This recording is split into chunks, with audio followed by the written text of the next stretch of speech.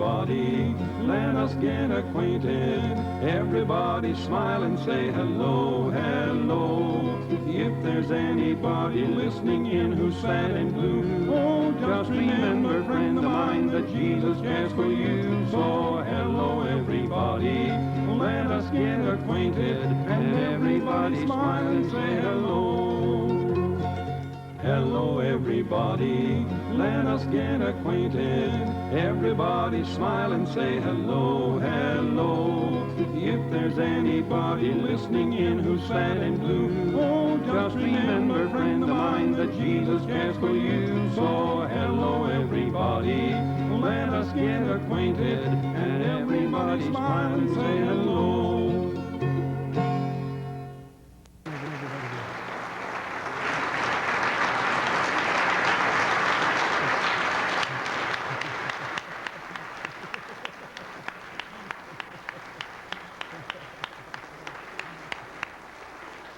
Thank you. You may be seated. Brother Levin, stay here. We're ready for you right now. Our first question for you tonight, we want you to tell us a few things about yourself, when and where you were born, about your parents and your wife, if you will, please. All right. Thank you, Pastor, and hi, everybody. Nice of you to come tonight. And I appreciate those of you who have come from some distance. My folks they were born and reared and married in Sweden. They had 12 kids. When I arrived, made an even dozen. But I wasn't born in Sweden. They only had one child while they were in Sweden. And then in the 1890s, they came to America and settled in Rock Island, Illinois. That's where I was born, October the 13th, 1914, in Rock Island, Illinois. I met Dorothy in October, in the fall of 1931, and we were married in the spring of 1936. All right, Brother Levin, would you tell us about your salvation? If you tell us about when you were saved, please. I'll be glad to, Pastor. I was saved when I was about 4 years old. Some folks say you can't get saved when you're only 4 years old. Well, my mother didn't know that. And I didn't know it either. So she just went ahead and told me how to get saved. And at the early age of 4, I accepted and I received Jesus Christ as my Lord and Savior. I'm glad my mother didn't wait till I was 14 or 24. She got right after it. She meant business, boy. She wasn't going to let the devil get me. And so she got after me about this business of being saved. And when I received Christ, I knew what I was doing. I was only a little boy, hadn't even started school yet, but I knew more about salvation than a lot of college professors know right now. And I know it because I had a good teacher. My mother led me to Christ in the Swedish language. That's how come I know the Lord understands Swedish. So I'm glad to tell you that I was saved. And then I was baptized when I was 13 years old. Tell us along with that about the church where your mom went to, Brother Levin. What was that again? About the church your mom took you to as a little boy. I grew up in the Evangelical Free Church in Moline, Illinois. When I was little, everything was Swedish except our Sunday school class that I sat in.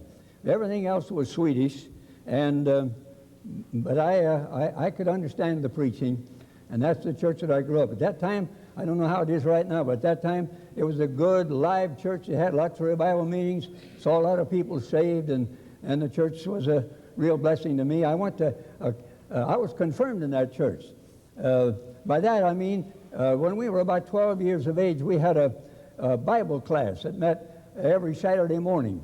And after studying the Bible from all through the winter months, then we had a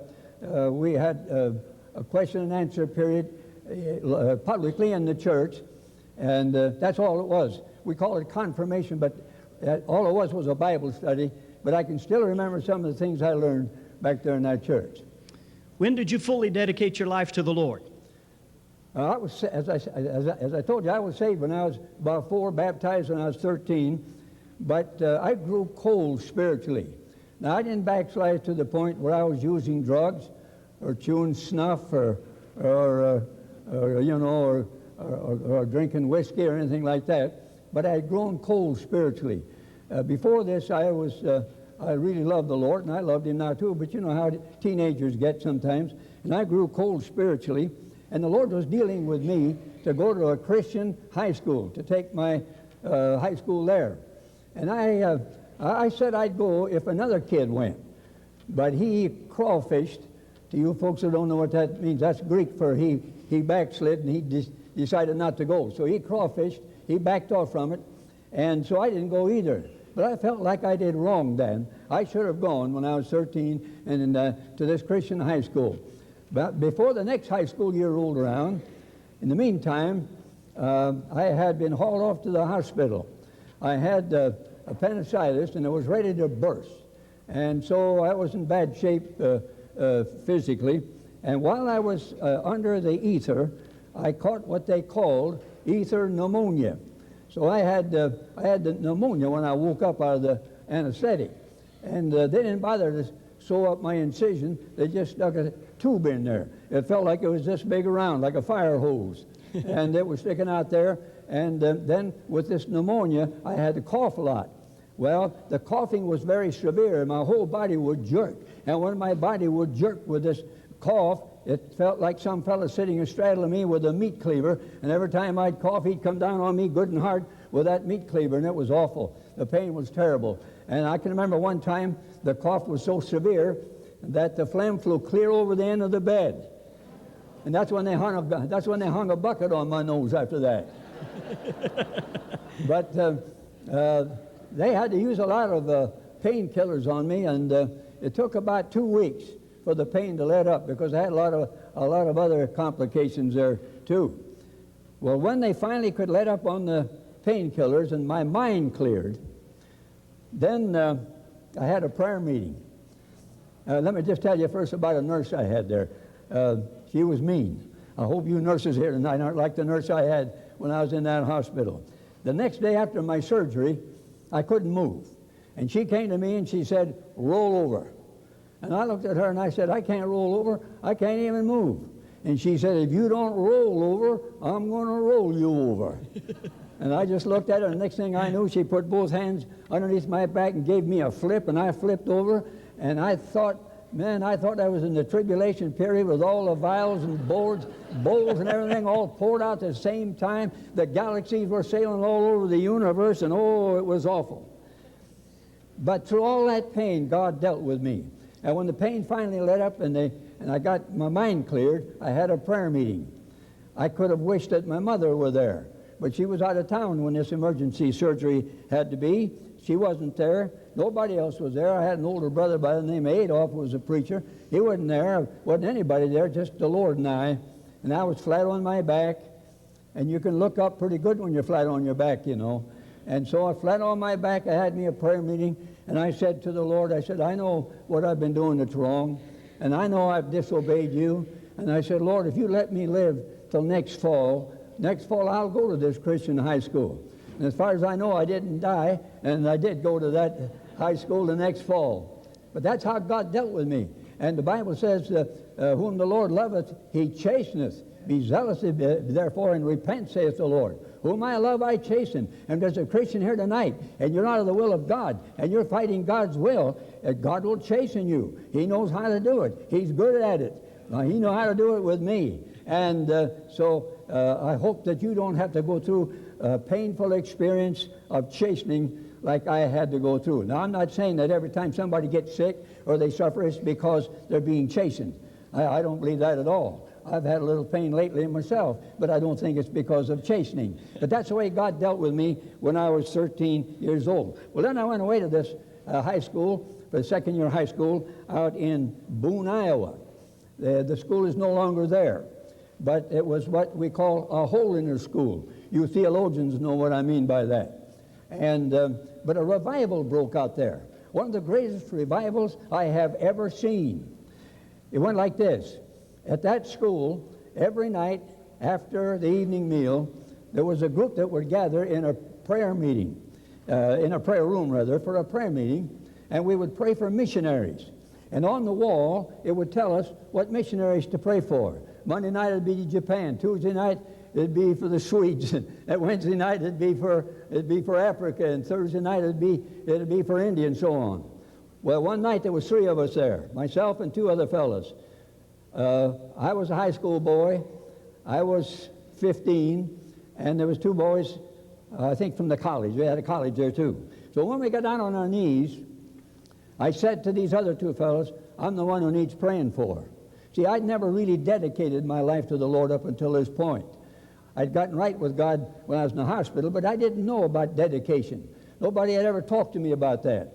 But a man had talked to me there about it at the school. So when we got on our knees, I said, I'm the one you need to pray for. I need to get right with God. I need to dedicate my life to God. So that night, I told the Lord, as far as I knew in my own heart, I go anywhere He wanted me to go, do anything He wanted me to do, anytime. He just had to show me what it was and give me the grace to do it. So that's when I dedicated my life, one cold January night of 1930. I got so happy that night I even shouted. Boy, it was great.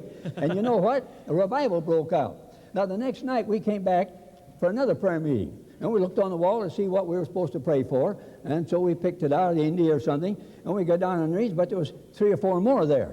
And one of them said, I got to get right with God. That went on every night. It went on for weeks. Finally, the prayer room got full of people. Remember, they're not coming to hear sermons. There wasn't one sermon preached. There was a lot of confession of sin, a lot of getting right with God, and a lot of singing. But there was no preaching. Nobody had charge. Nobody had the control of it. Every night we just gathered thinking that tonight we're going to pray for the missionaries, but the revival continued one night at a time, and it went for 6 weeks. And it stopped as abruptly as it began. And when it stopped, we couldn't stand the idea of it stopping. So another kid and I got off to our room by ourselves, and we prayed and said, now, Lord, maybe you don't know it, but that revival stopped last night. We can't have that. This is too great. We got to keep this thing going. But when God was through, He was through. But it was one of the greatest things. People were saved in those meetings. Some people say, well, revivals don't last. This one lasted. It lasted with me over 60 years now. And so don't give up praying for revival. You never know how God's going to send it and how He's going to send it and where He's going to send it, but He knows how to send it, and that one came right straight out of the blue. The man who was in charge of that institution never came near the place. He said, God used the young people to start the revival. He didn't use me. I'm just going to stay out of it. But it was a real, genuine revival where people got right with God, and we would gather at 6 o'clock, and sometimes we would be praying till midnight. Amen. And the only attraction in that meeting was to pray and get right with God and sing some choruses and rejoice in the Lord. Amen. Okay. Brother Levin, yes, when sir. we think about you as a preacher. Tell us how and when you were called to preach. Well, some people say when they got called to preach, God woke them up in the middle of the night and said, yeah, you're supposed to preach. But that never happened to me. I always knew I was going to preach. As soon as I was old enough to stand up and talk, I wanted to be a preacher. And my mother would take me to church on Sunday morning. I would listen to the pastor. His name was Fred Nilsson. And I would listen to him preach in Swedish. Then when we came home and had the noon meal, I'd get the piano stool and make a pulpit out of it, and I'd set a few chairs in front of me. And my mother was listening upstairs. I didn't know it at the time, but she told me later. And I would remember everything I could remember that the preacher preached that morning, and I'd preach it to those chairs. And I always wanted to be a preacher. There never was a time when I felt that God called me to preach. There never was a time when I surrendered to preach. I was always going to be a preacher. That's the only thing I ever wanted to do, and that's about the only thing I ever done all my life. And so I started to preach then when I was 15 years old, right after I dedicated my life to God. When I was a little boy, I didn't have a Bible. I'm talking about when I was in 4th grade. I'd be 6, 7, 8, 9 years old. And so I didn't have a Bible, and my folks had Swedish Bibles, but I wanted an English Bible. I could read some Swedish, but not as well as English. And I was praying, Lord, I'd like to have a Bible. And my older sister heard about it. Her name was Gertrude. She wasn't saved then. She got saved in one of my meetings later. But Gertrude found out that I wanted the Bible. Well, she said, I got a Bible you can have. So I ran over there to her house. We lived in town for about a year. It was during this time. The rest of the time I grew up on a farm. But I ran over to her house about 6 or 8 blocks. She went down in the cellar, opened up a trunk. In the bottom of that trunk, she pulled out an old Bible. The dog had chewed both covers off of it, but it was a Bible. Oh, man, I was happy. Hey, I had a Bible all by myself. And I ran home as fast as I could get there. And I can remember putting that Bible on the floor and lying on my stomach and with my hands in my chins like this. And I had my own Bible to read. It was tremendous. Then somebody gave me a little Testament. And I took that to school with me when I was in 4th grade. I was the only kid there that had a New Testament or Bible. Nobody fussed about it. The American Civil Liberties Union I never told them. I didn't want them to know about it. So I just kept my mouth shut about it. But as soon as I get my lessons, I would read from that little Testament, and then I would mark the verses in there that I was going to preach from when I grew up. And I wish I could find that Testament now, because I need a couple of new sermons. I'd like to have them. Okay. All right, Brother Levin, when we think of you as a preacher. And there are a lot of preachers here tonight, a lot of preachers listening to this videotape later, and we're curious as to how you get sermons. Can you give us some insight, please, sir? That's what I was going to ask these other preachers, how they get their sermons. For me, sermons come hard. Sometimes I work for months on a sermon before I get up enough nerve to preach it. Sermons don't come easy for me. I just have to work at it and work at it and work at it. When I read, I always read with a pencil in one hand and a piece of paper that I can write on. And if there's anything that I'm reading out of the Bible or any other book that gives me the slightest idea of what might become a message, I write it down, and I have notebooks, and I write. If I got 1 point, I'll put that 1 point down. If I got 5 points, I'll put them all down. And then as I read and meditate and pray, as new ideas come, I just keep adding to them, adding to them, and adding to them. When I get enough added to it that I can make a radio message out of it, then I use it on the radio, practice on the radio folks first, and then it finally grows into a sermon. But I met a man down in Evansville, Indiana, in the early 40s, and he saw I was struggling getting sermons put together, and so he was a big help to me. He talked to me a lot about outlining and so on. And so that's about all I can tell you about getting sermons. I'm no expert at that. Ask Brother Ron down there. He can tell you how to get sermons. The preacher right there, Ron Thacker. Okay, got any more questions? All right. Do you remember any of your early sermons as a boy preacher that you'd like to tell us about? Well, I wish I could remember what I said. The first sermon I preached when I was 15 years old was in a little black church just out of town, west of Spring Valley, Illinois. And I preached on the 23rd Psalm, but I don't have the foggiest idea what I preached about. I wish we'd had tape recorders in those days so I could listen to whatever I said. When I got through preaching that Sunday afternoon, my brother got up. He went over and preached for these people every Sunday afternoon, but he had a church in a little town called Florid, F-L-O-R-I-D, Florid, Illinois. And he got up and announced, he said, now Paul's going to preach next Sunday night at Florid.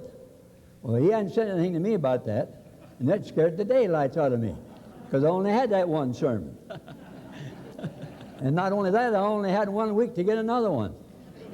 And not only that, I didn't have any books or anything. He had a library, but it wasn't much, and I couldn't get any help out of his library.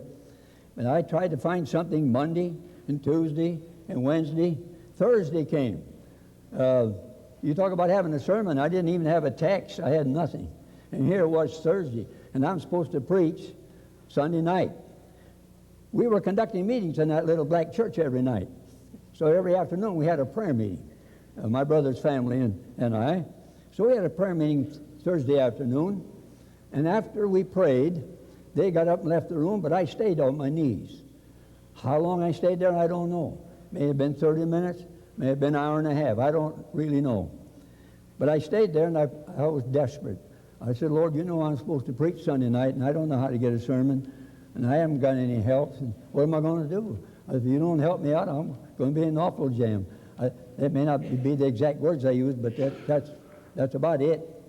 And I stayed there on my knees, and a thought came to me. Why don't you preach about Christians who are sleeping? Christians who are sleeping can't see anything, they can't hear anything, they can't do anything. they're no good for much. And the longer I stayed there on my knees, and all those ideas started coming, and I got up real quick and wrote them down, and that's what I preached the second sermon. Well, the third sermon was a few months later. My brother had just gotten married, and the Free Church in Moline was going to have a little doings honoring these newly married couples, and lo and behold, they asked me, 15-year-old kid, to be the preacher. Now I'm in another jam. Because, well, what do you talk about at honoring newly married couples? What are you supposed to say? And I didn't have any sermon, and I was desperate again. You know, God is a good, faithful God. When you're desperate and you're in need, He'll come to your help. Amen. See, it wasn't because I didn't study. It wasn't because I was too lazy to study. I didn't have anything to study with. I didn't know anything. But in a jam like that, God will come to your help. And so I got on my knees one day, and I prayed the same way, Lord, you've got to help me here because I'm supposed to speak at this deal. And while I was on my knees, an idea came to me, and it was called pre-wedding days. And I got to thinking about it. Christ is the bridegroom, we're the bride. And two people meet. There comes a day when you met the Lord. And then during the courtship, there's letters back and forth, and the Lord sent us a letter. That's the Bible. And then comes the marriage of the Lamb, and the millennium was a honeymoon, and that's what I'd use for that message. Well, one more. These are the 4 times I was in a jam. The rest of the time I had to dig for the sermons and study for them, just like you pastors here tonight. Bob and I were holding a series of meetings in a city in Ohio, and I had 7 of my 8 sermons with me in my Bible. And I looked them all over, and there wasn't any of them that I was supposed to use that night. You say, how do you know? Well, I don't know. I can't tell you that. But I didn't have any liberty. You know, you pastors know what I mean. I had no liberty about using any of the sermon outlines I had with me. So I said, Bob, sing another solo. And Bob sang another solo, and while he's singing a solo, I'm looking through the Bible and looking at those outlines again. I couldn't find anything. I said, Bob, sing another one, will you? Sure, I'll sing another one. He'd sing all night if you asked him to. So he sang some more, and I kept looking, and he kept singing. Finally, it got ridiculous, you know. Something's crazy going on here. So finally, I said, that's enough, Bob. So I got up, and I said to the folks, I suppose you'll wonder what's going on here tonight. I said, I don't know what to preach. I've got some sermons with me, but I don't think they're the right sermons for tonight. And I said, I don't know what I'm going to preach about. Here I was up there to preach, and I told the folks, I said, that's why I had Bob sing all these songs. Then a happy thought came to me. I said, does anybody here tonight who has always wanted to hear a message on how you can know for sure that you're saved? You've never heard a message on that? But you'd like to hear that. Boy, there was a lady on the back row, nearly jumped out of her seat. She shot her hand up. Yeah, she said, I've always wanted to hear a message on how you can know for sure you're saved. Well, that was a sermon outline I left at home. See, I didn't have that one with me. But I thought, well, I can remember enough of it that I can give it, see. So I started in to give that message without the outline, and I turned to 1 John chapter 5, 11, 12, and 13. You folks know what those verses are. And I started to preach, thinking I was going to preach the sermon of the outline I had at home. But you know what the Lord did? Gave me a brand new sermon. A brand new one that night. I never preached before. I preached it 973 times since then. But that's the way the early sermons came. Brother Levin, I like the title of your sermon about sleeping Christians. Tell the folks what the title of that sermon was. The title of that message is Religious Rip Van Winkles. You preachers can preach on that next Sunday in your church. Brother Levin, there were some ladies who had a tremendous impact upon your life. Who were they? And the greatest impact on your life, and why? Yes, 2 ladies. God bless both of them. One of them was my mother. Her name was Hulda. That's a Swedish name. The other was my precious wife, Dorothy. You see, it was my mother who led me to Christ. It was my mother who said, Paul, I gave you to God before you were born. Now, she said the greatest thing you could be would be for you to be a missionary. And that stuck with me. I remember when I was a little kid, 7, 8 years old, I was in a children's meeting. And the preacher, the man in charge, said, "What's the greatest thing you can be?" Well, I put my hand up. I thought every kid knew that, you know. Every kid ought to know that. That's simple. The greatest thing you can be is to be a missionary. So I told him. I said, the greatest thing is to be a missionary. But my mother taught me that. And she taught me that she gave me to God before I was born. I didn't belong to her. I belonged to God. See? And she said, whatever you believe that God wants you to do, you do that. And when I went away to school, when I was 14 years old, she banged me one on the back, and that's what she said. Whatever you think God wants you to do, you do it. So she was a great encouragement to me. And then it was wonderful when I was a little boy how she taught me to pray. She would say, we're going to have prayer now. She would read to me out of the Swedish Bible or tell me some Bible stories. We go in the bedroom and get on our knees. You mothers, you ought to do this with your kids. If you will do this with your kids, someday they will rise up and call you blessed.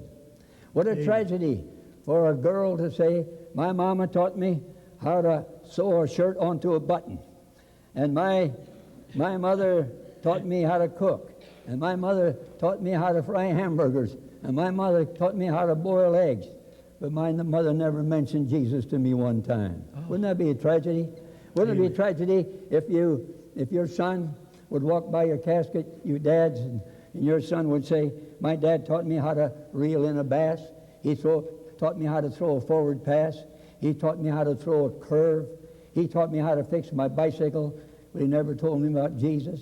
He never one time read the Bible with me. He never one time prayed with me. He never one time tried to lead me to Jesus Christ. Let me urge you parents here tonight, talk to your kids about Jesus.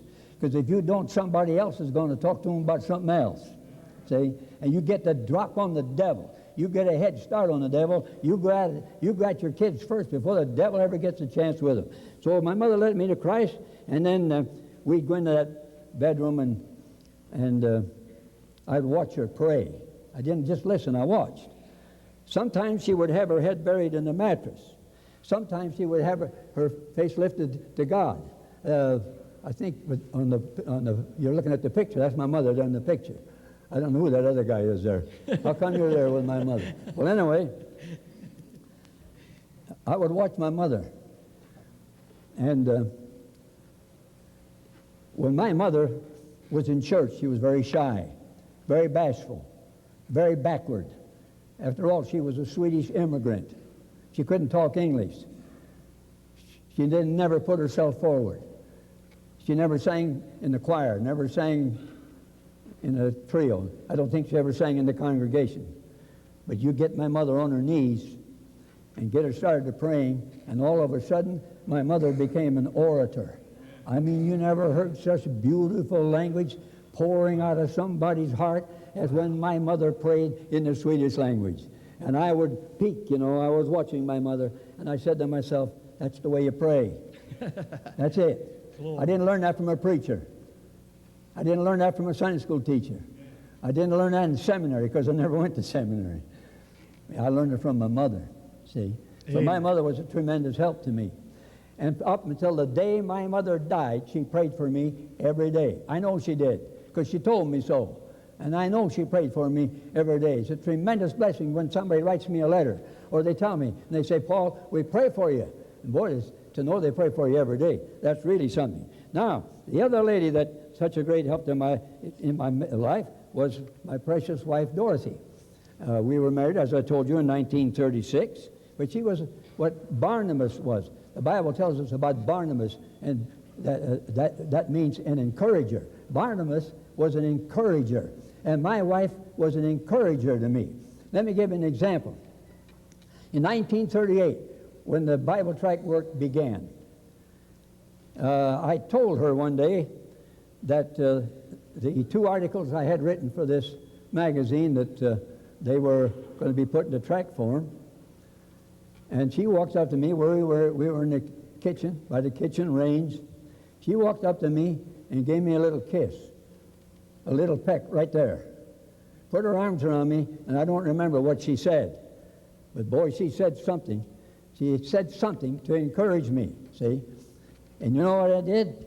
I had written 2 tracts, and that little kiss produced 37 more tracts. See? It's a good thing she didn't kiss me twice.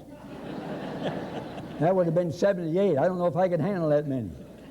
But she always encouraged me. She encouraged me when I was in my 30s. I wanted to take voice lessons. She encouraged me to do that, and I did. And she encouraged me to take Bible courses by correspondence, and I did. And she encouraged me to take journalism courses by mail, and I did. And she encouraged me to take my last 2 years of high school. See, I've never been inside of a school since I was 15 years old. But I'll tell you more about that some other time, either tonight or some other time. Whenever it's been predestinated, I'll tell you the rest of it. But anyway, she encouraged me to study, and just to have my wife encourage me as much as she did. It was a tremendous blessing to me. You wives, you want your husbands to love you dearly, encourage them. Be an encourager. Encourage your husband, and tell him that you're proud of him. See, no matter what he's doing, if it's good, tell him so. See, it won't scare him to death. It might at first, but he'll get used to it after a while. And you guys, hey, you got a wife? Be good to her. So you know what my mother told me when I was little? She said, when you grow up, if you get married, you tell your wife often that you love her. She told me that from as far back as I can remember. If you get married, tell your wife often that you love her. And I did. And I love her yet. And I'm not over her passing away. And I'm never going to get over it because I love her dearly. So these are the two ladies that helped me. And I want to say God bless all you preachers' wives out there. You don't always have it so easy. Your husband's gone lots of times when you wish he was home. And you may not have all the comforts of life that you'd like to have. And God's going to reward you preachers' wives just like he's going to reward the preachers for his faithfulness and yours. Well, Levin, you told us about the ladies in your life. What men had the greatest impact on your life and why? Okay, that's Dorothy and me years ago. Hi, honey. I'm sure glad to see you. Okay, let's see. The men that had the greatest influence. The first man that I'm going back to my early years now.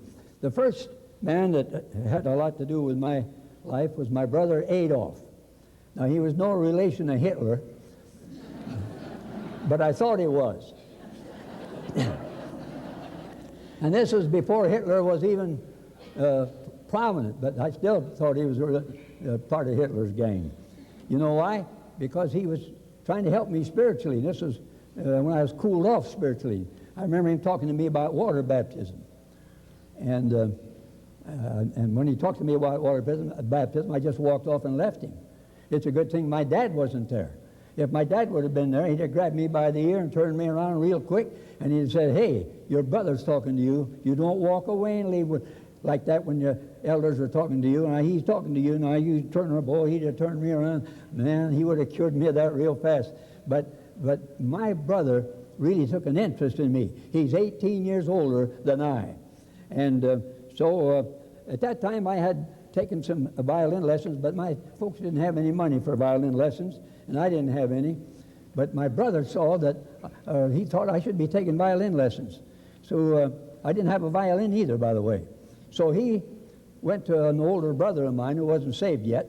I got to lead him to the Lord later. But he wasn't saved yet, and Adolf talked him into buying me a violin, and I don't know how in the world he scraped up some money to get me some violin lessons, and that's probably the reason I've been playing the mandolin all these years is because Adolf got me playing on the violin back in those early days. When I first started to preach, I stayed with him for a while. And I can remember in 1931, we were going to have some meetings, but they didn't materialize. Instead of that, he bought a great big field and planted full of potatoes. And I had the joy of weeding. I tell you, I never knew there could be as many weeds between here and in the Atlantic Ocean as we pulled that summer. We pulled weeds and we pulled weeds and we pulled weeds. And then we have services around, but not the revival meetings we planned to have. But my older brother, Carl, had a meat market in Moline, Illinois, and they did a lot of wholesale meats, butchering of calves and an awful lot of chickens and poultry, and I worked for them a little bit once in a while, and I made all the hamburger and things like that. And when my brother wanted me to come back and work for a couple of months in the summer, I didn't understand why, but he and his partner wanted to go on a vacation. They wanted me there because because I'd been there before. But I told him, no, I'm not going to come home and work. I'm going to stay here. I'm going to preach. My brother and I are going to have meetings. And one day, I got another brother, Al and my dad came and got me. And they said, now, Dad says you're going to go and work for Carl. So, in the meantime, I wondered how my brother Adolf was going to get along pulling all those weeds and cultivating that great big field of potatoes. See, he had a lot of kids of his own and a whole bunch of foster kids.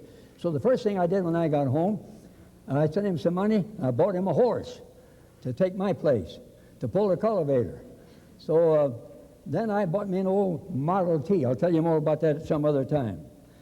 And then when the crop was all ready to plow up the potatoes. And my brother went out there one day to get a load of potatoes. Somebody else got there ahead of him and plowed up the entire field of potatoes and swiped the whole works, took it all away. That was quite a blow, because I had put in a lot of hours there. Well, that's why my brother. And then there was an evangelist by the name of M.A. McCone. M.A. McCone was also an evangelist, and he had a church in Macomb, Illinois. And I went there in 1932 when I was 17 and had 2 revival meetings there. And he was a help to me because he encouraged me a lot. And he sat down and he talked to me. And he'd give me a lot of good advice. And I still remember some of the things that he told me. And then there was Dr. Bill McCarroll, pastor of the Cicero Bible Church. He was the one that helped me get the assurance of salvation. There was another man in our church where I grew up, in the Free Church in Moline. His name was Fred Strumbeck. He was the founder and also the president of the Strumbeck and Becker Manufacturing Company in Moline, Illinois. Quite a man. And he had a lot upstairs here. And there's quite a factory he had there. He had a brother whose name was George. Try to keep these names in your mind. George Strumbeck and Fred Strumbeck. And George was the founder of the factory and the president. His brother George was the vice president.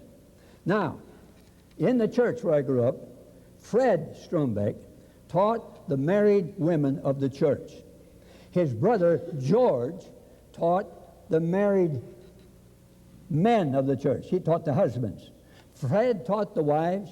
George taught the husbands. But they taught them the opposite every Sunday morning. Fred was a strong believer in the grace of God. Fred was a real Bible student.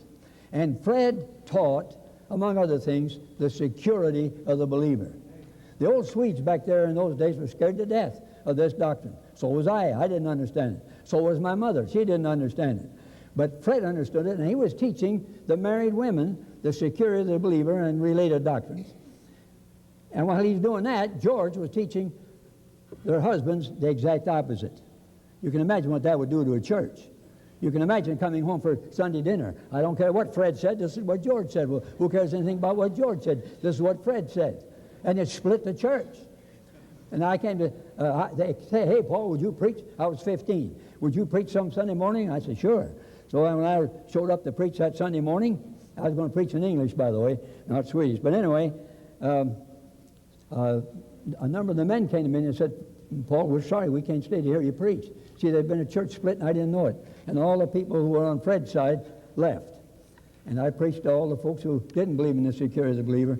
And but they sent a big man down from Chicago, and they got that rift healed. And after that, every pastor that came had to straddle the fence. He had to please George and all the men of the church, and he had to please Fred and all the ladies of the church. And it was quite a thing. But Fred was a great help to me in helping me to understand the Bible. Gave me a lot of good books to read, and I devoured them. I was hungry. Boy, I wanted to know what the Bible taught. There was one more. Dr. Bill Rice. When I was, let me see, in the early 49s and 50s, I was preaching at a young people's camp out in Nebraska. And I met Bill Rice in 1956. I'd met him one other time, but never got acquainted with him. And he was holding meetings over here in Clinton, Illinois, at First Baptist. And so I heard him on the radio, and I said to Dorothy, let's go down and hear him preach. So we did. And that night he said to me, we've started a camp for the deaf. We're going to start a youth week this summer. Would you come and preach? And the director of that camp out there in Nebraska had told him to get me. And so that was the beginning of those years at the Bill Rice Ranch, and they proved to be a great blessing to me in many ways that I don't have really time to talk to you about right now. That's Bill Rice there, when he was a young preacher. Brother Levin, you said there were men that you compared to Barnabas who encouraged you. Who were they? Well, there's two or three of them that would really, I could say that about. One of them was Bob Ketchum. Anybody old enough to remember Bob Ketchum? There's a few. Okay, Bob Ketchum was a tremendous Baptist preacher. And if he happened to be in an audience where I was preaching, I was scared to death because he was an orator. He could preach. But I never preached, ever did preach, where he was in the audience, but would he come up afterwards, put his arm around me, and lie like everything, tell me I preached a big, good sermon, see? And I enjoy those kind of lines. When they lie like that, man, it makes a preacher feel good. But I mean, he did encourage me. Dr. Bob Ketchum, a tremendous preacher. And then there was M.R. DeHaan. How many remember the old Dr. DeHaan? Remember him? Whenever Bob and I would be in Grand Rapids in a series of meetings, DeHaan would get in his car, drive over to where we were, and get us in the car, drive us down to his headquarters, and he'd have Bob sing, and maybe I'd sing too. Then he'd have me preach to his staff. And then after I would get through preaching to his staff, we'd go in another room and have coffee and donuts, and we'd sit there for about an hour and just have a good time and swap in stories. And Dr. DeHaan encouraged me as a young preacher. I remember one time rolling into Cedar Lake, Dorothy and I, and we got there just when they were going to have a service just before the evening meal. And so I thought, well, that's great. I get to hear Dr. DeHaan now. But you know what they did? They taught me into preaching. I don't know why they would do that with Dr. DeHaan there. He preached later on that evening. But they want me, yeah, you preach. Well, I couldn't get out of it. And there was Dr. DeHaan sitting there. Man, I was scared. My knees were knocking together. My knees were having great fellowship with each other. And I did the best I know how.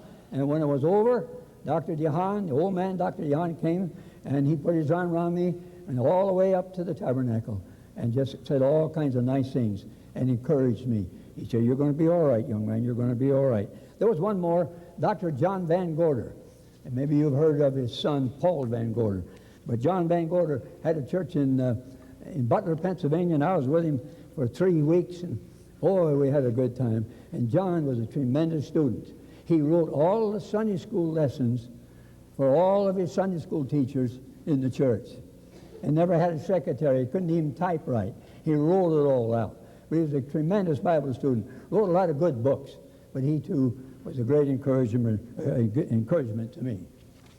So, Brother Levin, if you had your life to live over, are there any things that you would do differently? Yes, sir. If I had my life to live over, one thing I'd do is go to school. Well, you say, why did you drop out in the first place? I didn't drop out. Let me tell you why I never went back to school when I finished second year in high school. I had some folks give me some bad advice. I was with the holiness people. This is what they told me. They said, now, if you go to school, you're going to waste your time. The Lord will be here before you're ever 21. See, you're not even going to live long enough in this world to even get married. So I never dated any girls. I was used to dating any girls. I'm not going to marry any of them. So they said the Lord will be here, and they said the signs of the time prove it. The Russian bear is growling, and there's some folks going back to Palestine now, and there's some special thing on the dime and on the end. Oh, they had all kinds of signs, and those signs proved beyond all doubt that the Lord would be back again before 1936. So they said, you're wasting your time in school. You better get out and preach and get people saved. Well, I didn't know any better. I just a dumb kid. What did I know? And so I believed them, and I just went out and preached, and I met Bob, and we took off together in 1934 and just kept right on going. But if I had my life to live over, boy, I'd get to a good school. Boy, hey, you young people here, go to a school like that. Say, don't go to the state university. Go to a good school like that, where you get good Christian fellowship, where you hear good sermons preached in chapel all the time, where they'll help you spiritually. I wish I could have gone. If I had my life to live over, that's what I would do. You know, one time and I was preaching in a certain place when I was a young preacher. I heard a high school girl say, she said, I heard Paul use a double negative last night when he preached. And I thought to myself, wonder what that is. A double negative. I've heard of negatives, but what is two of them? A double negative. It must be wrong. She was kind of laughing about it. I heard Paul use a double negative last night. I said to myself, must be something haywire with a double negative. I've got to find out what it is. But that time I saw an English course advertised in a magazine called the Sherwin-Cody English course. So I sent away and I got it. In this course, first you take an exam, and then you send your papers in, and they grade them and send them back to you. Then you only studied what you missed. You only studied what you needed to learn. You didn't study a lot of stuff you already knew. They take the exam first instead of last. They examine you, find out what you didn't know. That's what you studied. And as I took that course, I learned what double negatives are, and I ain't used no double negatives no time since then. Okay. What else can I do for you?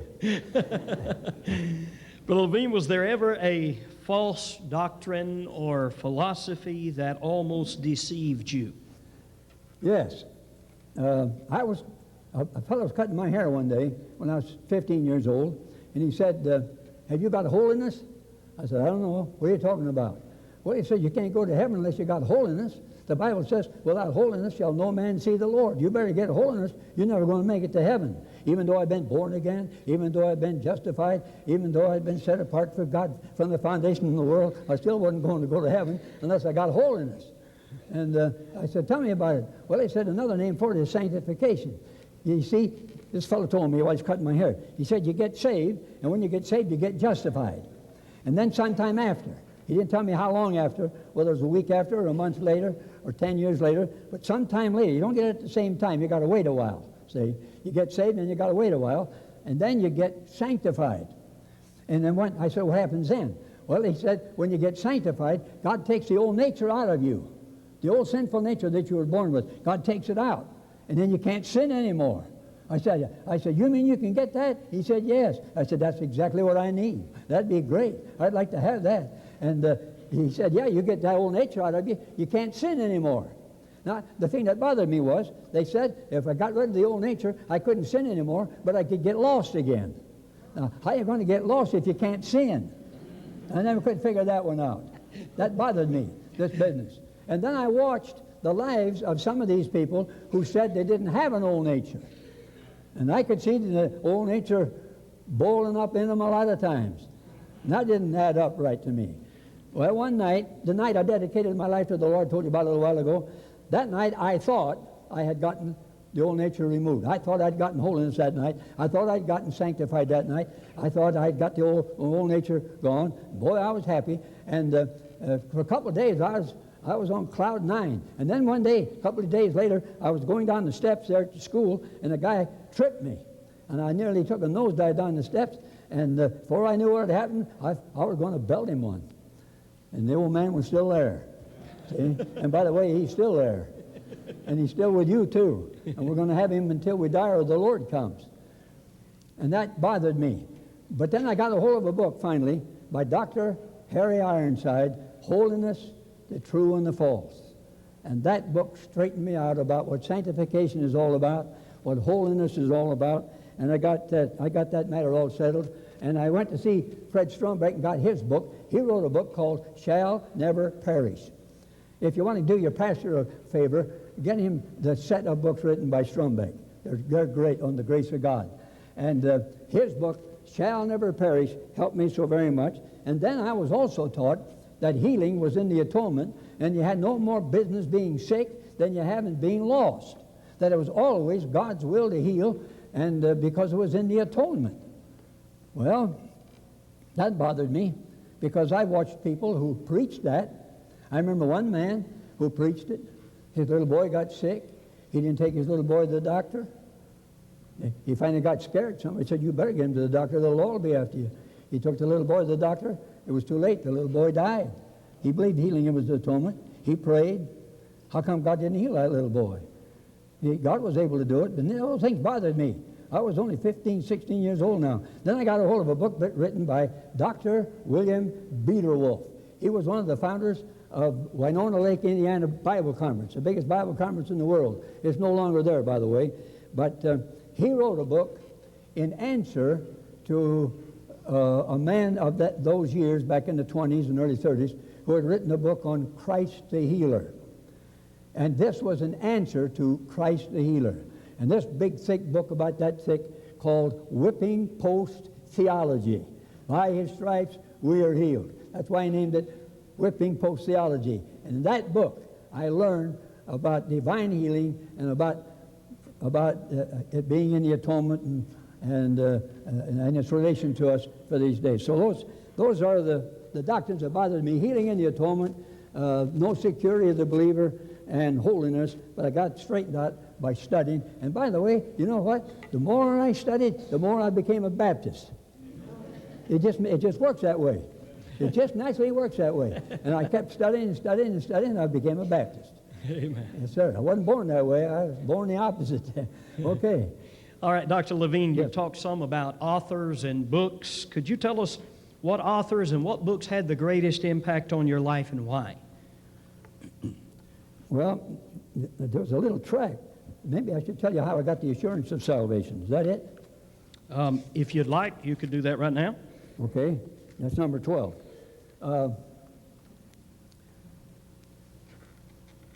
I was saved when I was 4. I started preaching when I was 15, but I didn't understand the assurance of salvation through the Word of God until I was 20. I just turned 20. About a week later, I stopped in Cicero, Illinois, to see a pastor by the name of Billy McCarroll. And he took a little church in a denomination, took it out of the denomination, made an independent church out of it. And I was told, I never met the man, I was told he could help me. So I went in there and talked to him about these problems I just mentioned, and also this matter of assurance. He didn't answer me much. He didn't say much because it was Wednesday night. He had to get home for supper. He had to get back, and he had to get back for the prayer meeting that night. Now, try to picture this if you can. Here's his big desk right here. And on this side of his desk, he had like one of these banqueting tables, these long tables that you sit on to eat. And across the back, he had another one of these tables. And then on this side, he had another one. It looked like a square horseshoe behind him. These 3 big tables were stacked with literature on about any kind of a subject you could imagine. No matter what you're going there to talk to him about. You're going to talk to him about a false doctrine, he'd have something on that false doctrine. You're going there and talk to him about the National Council of Churches of Antichrist in America, there'd be something on that. See? And there'd be something on holiness. There'd be something on healing. There'd be something about whatever you need to know about. He let literature do a lot of his work for him. And he didn't even have to look. He was so familiar with what was there. He just reached back and he pulled a tract off of there. And I don't know if we have a picture of that tract or not. It's called Safety, Certainty, and Enjoyment. It's a little tract, but several pages. And he gave this to me and he said, "You need to read this." Well, I had read it once before, and it didn't do much to me because I had read it the same way I read the algebra book when I was in first year of high school. I read the algebra book all the way through. And when I got through, I didn't have the foggiest idea what it was all about, and I still don't know. Why in the world anybody takes algebra, I don't know. What in the world good is algebra anyhow? So I thought, well, maybe if he thinks you ought to read it, maybe you better read it. So I read it. And I thought, hey, that's pretty good. I think I'll read it again. So I read it again, and it was a little better. And it kept getting better. 3rd time through, 4th time through. The 5th time through, it all began to unravel. And I ran into the beefsteak of the Word. And the 6th time through, there was brown gravy running all over the place. Oh, man, it was good. And I learned something. It's not stated this way in the tract, but this is what I learned. You don't know you're saved because you feel good, but you feel good because you know you're saved. But you don't know you're saved by how you feel. You know you're saved because this book says you are. He that hath the Son hath life. That's in here. he that believeth on me hath everlasting life. That's in here. Jesus said it. And the way I know I'm saved is because he said it. So you don't know you're saved because of how you feel. You know you're saved because of what God says. Now, if you know you're saved because you feel good, then the only time you'll be sure you're saved is when you feel good. But if you know you're saved because God says you are, then you can know you're saved even if you feel bad. Won't make any difference how you feel. And that'll help you feel better. And that little tract, boy, it turned my life around. And it's just a little tract. But that's one reason I'm in the tract work today, I think, is because of the assurance of salvation I got just by him giving me that little booklet. Say safety, certainty, and enjoyment. And by the way, every person who signs the decision slips on our tracts, and we get them in the mail, every person like that gets one of those little booklets or tracts. Safety, certainty, and enjoyment. Written by an Englishman by the name of George Cutting. And one of the queens of England, believe it or not, was saved reading that tract. Amen. Amen. All right, Dr. Levin, we've noticed as a pastor, and a lot of pastors have, a lot of people have noticed, one of the greatest destroyers of life is bitterness. Were you ever bitter? And if not, how did you keep from becoming bitter in your life? I can't remember being bitter against anybody. Maybe you can, but I can't remember it. There've been a couple of times when I might have been tempted. When I was 15 years old, I was asked to go along with 3 laymen representing a very well-known organization, and they were to present their work in 3 different churches one Sunday morning, and they wanted me to go along to preach. So I did. So I preached in 3 different churches that Sunday morning, and when it was all over, we went to the LeClaire Hotel in Moline. It's a big 15-story building, and it was brand new then. And we went there, and lo and behold, we went up to the top floor, and they had a big banqueting room. And there was a table as long as from here to the next 4th of July. Loaded, just loaded with good food. All kinds of meat, all kinds of brown gravy, all kinds of mashed taters, and all kinds of fruits and vegetables and desserts. And oh man, I was only 15 years old. A 15-year-old kid can get hungry just sleeping. And I'd already preached that morning 3 times. I was really hungry. And so I was getting all set, and the saliva was beginning to drool, you know. I thought, man, isn't this wonderful? Let's look what we're going to have to eat. Well, the fellows all sat down to eat. They were slapping each other on the back and having a lot of fun and joking, and they all sat down to eat. Nobody asked me to eat with them. I stood there for quite a while watching them eat, and finally I just left. I was hungry. Boy, I was hungry. And I thought, I wonder how come those fellows, after I've been with them all morning, how come they never asked me to preach? The devil could have tempted me to get a little bitter about it, but I didn't. I found out later they just didn't think about it. But there was another time when I was asked to come and hold a series of meetings in a certain church, and the pastor said to me, he said, we were having trouble getting a date. He said, if it's money you're worrying about, he said, money's no problem. We haven't had a revival meeting in 8 years. We got plenty of money. I said, money's not the object with me either, just the idea of finding a time. I said, when I find a time and I can come, we will. We finally got there. We were there a week. They took offerings every night.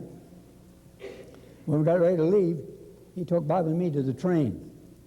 And he said to me, this is your offering. He said, well, when we first got there, he said, what were your traveling expenses? And I told him they were divided between 3 churches. So he said, the young people of the church are going to raise your travel expense. When we got ready to leave, he handed me an envelope, and he said, this is your offering. God bless you. And I didn't pay attention to it. We got on the train. I took a peek. It was a $5 bill. And that was for 2 men. That included our travel expense, which didn't cover the travel. And that meant I got $2.75 for that week, and Bob got $2.25, and we were out our travel and everything. But we didn't get bitter about it. What's the use? It's no use in getting bitter. That's not going to help anybody. It wouldn't hurt him, but it would hurt me. And Bob took it in stride. we just kind of laughed it off as a joke and just forgot about it. That's about as near as I ever got to being bitter. Dr. Levin, your humor is such a real part of your daily life. When did you learn to smile? I learned to smile the first time I was old enough to look in a mirror.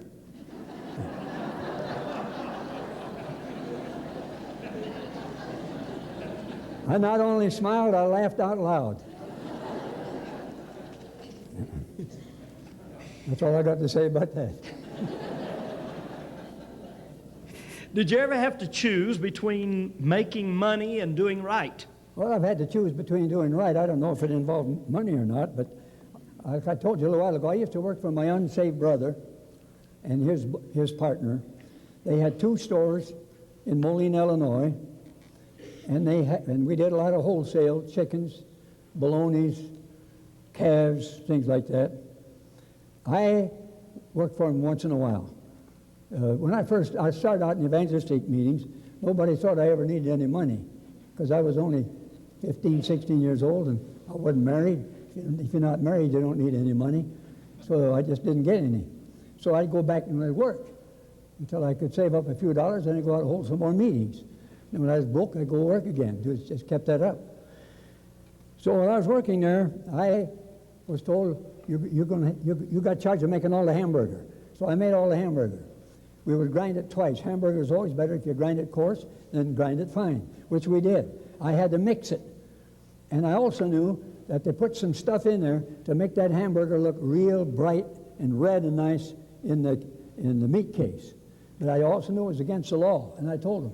I said, I'm not going to put that stuff in there. It's against the law. And I said, if you want it in there, that's up to you. And I wouldn't put it in there. So they watched me like a hawk. Whenever I was making hamburger, they watched me. When it came time to mix it, they'd always get there with time to put that stuff in there. But I didn't feel it was right for me to do that. I was the only Christian that worked there. I wanted to have some kind of a testimony.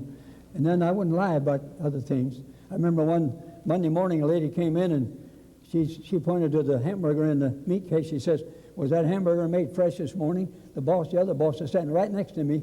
He knew what I was going to tell her. So before I had time to open my mouth, he spoke up right away. Oh, yes, lady. He said, that was made fresh this morning. They lie like horse traders, those guys would. But I wasn't going to lie, and I told them so. And then I was the only guy that worked there, didn't have to work on Sundays. Sunday morning was chicken picking time. That's when they picked a lot of chickens. I picked chickens till I was standing halfway to my knees in feathers. But I told them when Sunday came, I was going to church. And, you know, they never even asked me to work. Everybody else, they had to work on Sundays, except myself. Since we're talking about money, Dr. Levin, what are your convictions on tithing and borrowing? Well, my mother always taught me never to borrow money. She said it's foolish to borrow money and pay interest. Don't borrow money unless you have to. I'm glad she put that last part in there, because I had to borrow money 3 times. I had to borrow money. After we were married, I borrowed money on 2 cars. Wasn't very much money, just a little. And then I borrowed $1,500 when Dorothy and I bought the old house where we lived in Carlock, Illinois. And I soon had that paid back. But we never borrowed money. If we thought we needed something, we went without till we had the money first. But we never owned any credit cards. I own one, and I have it for convenience. I have one credit card I use, but I've never paid any interest because I always pay it up immediately. But that's the way I was brought up. Don't borrow money. I thank God. That's good advice. A lot of people are in one awful jam because they got a pocket full of, what do they call those things? Out loud. Plastic credit card. Yeah, credit cards. That's the name of it. When you get as old as I am, you won't be able to think very good either. But credit cards. They got their pockets full of credit cards and head over heels in debt and spending all kinds of money in interest. Is kind of foolish. Get along without stuff if you have to. But I got that from my mother. And then when I was 17, I learned about tithing. So I began to tithe. And when I met Dorothy, lo and behold, she hadn't been saved very long, but she was tither. And we always tithed all our life, but we went beyond the tithe. And we were called in 3 times by the IRS because they said, you don't give this much money to the Lord. And I looked them in the eye and I said, we do too, and we can prove it.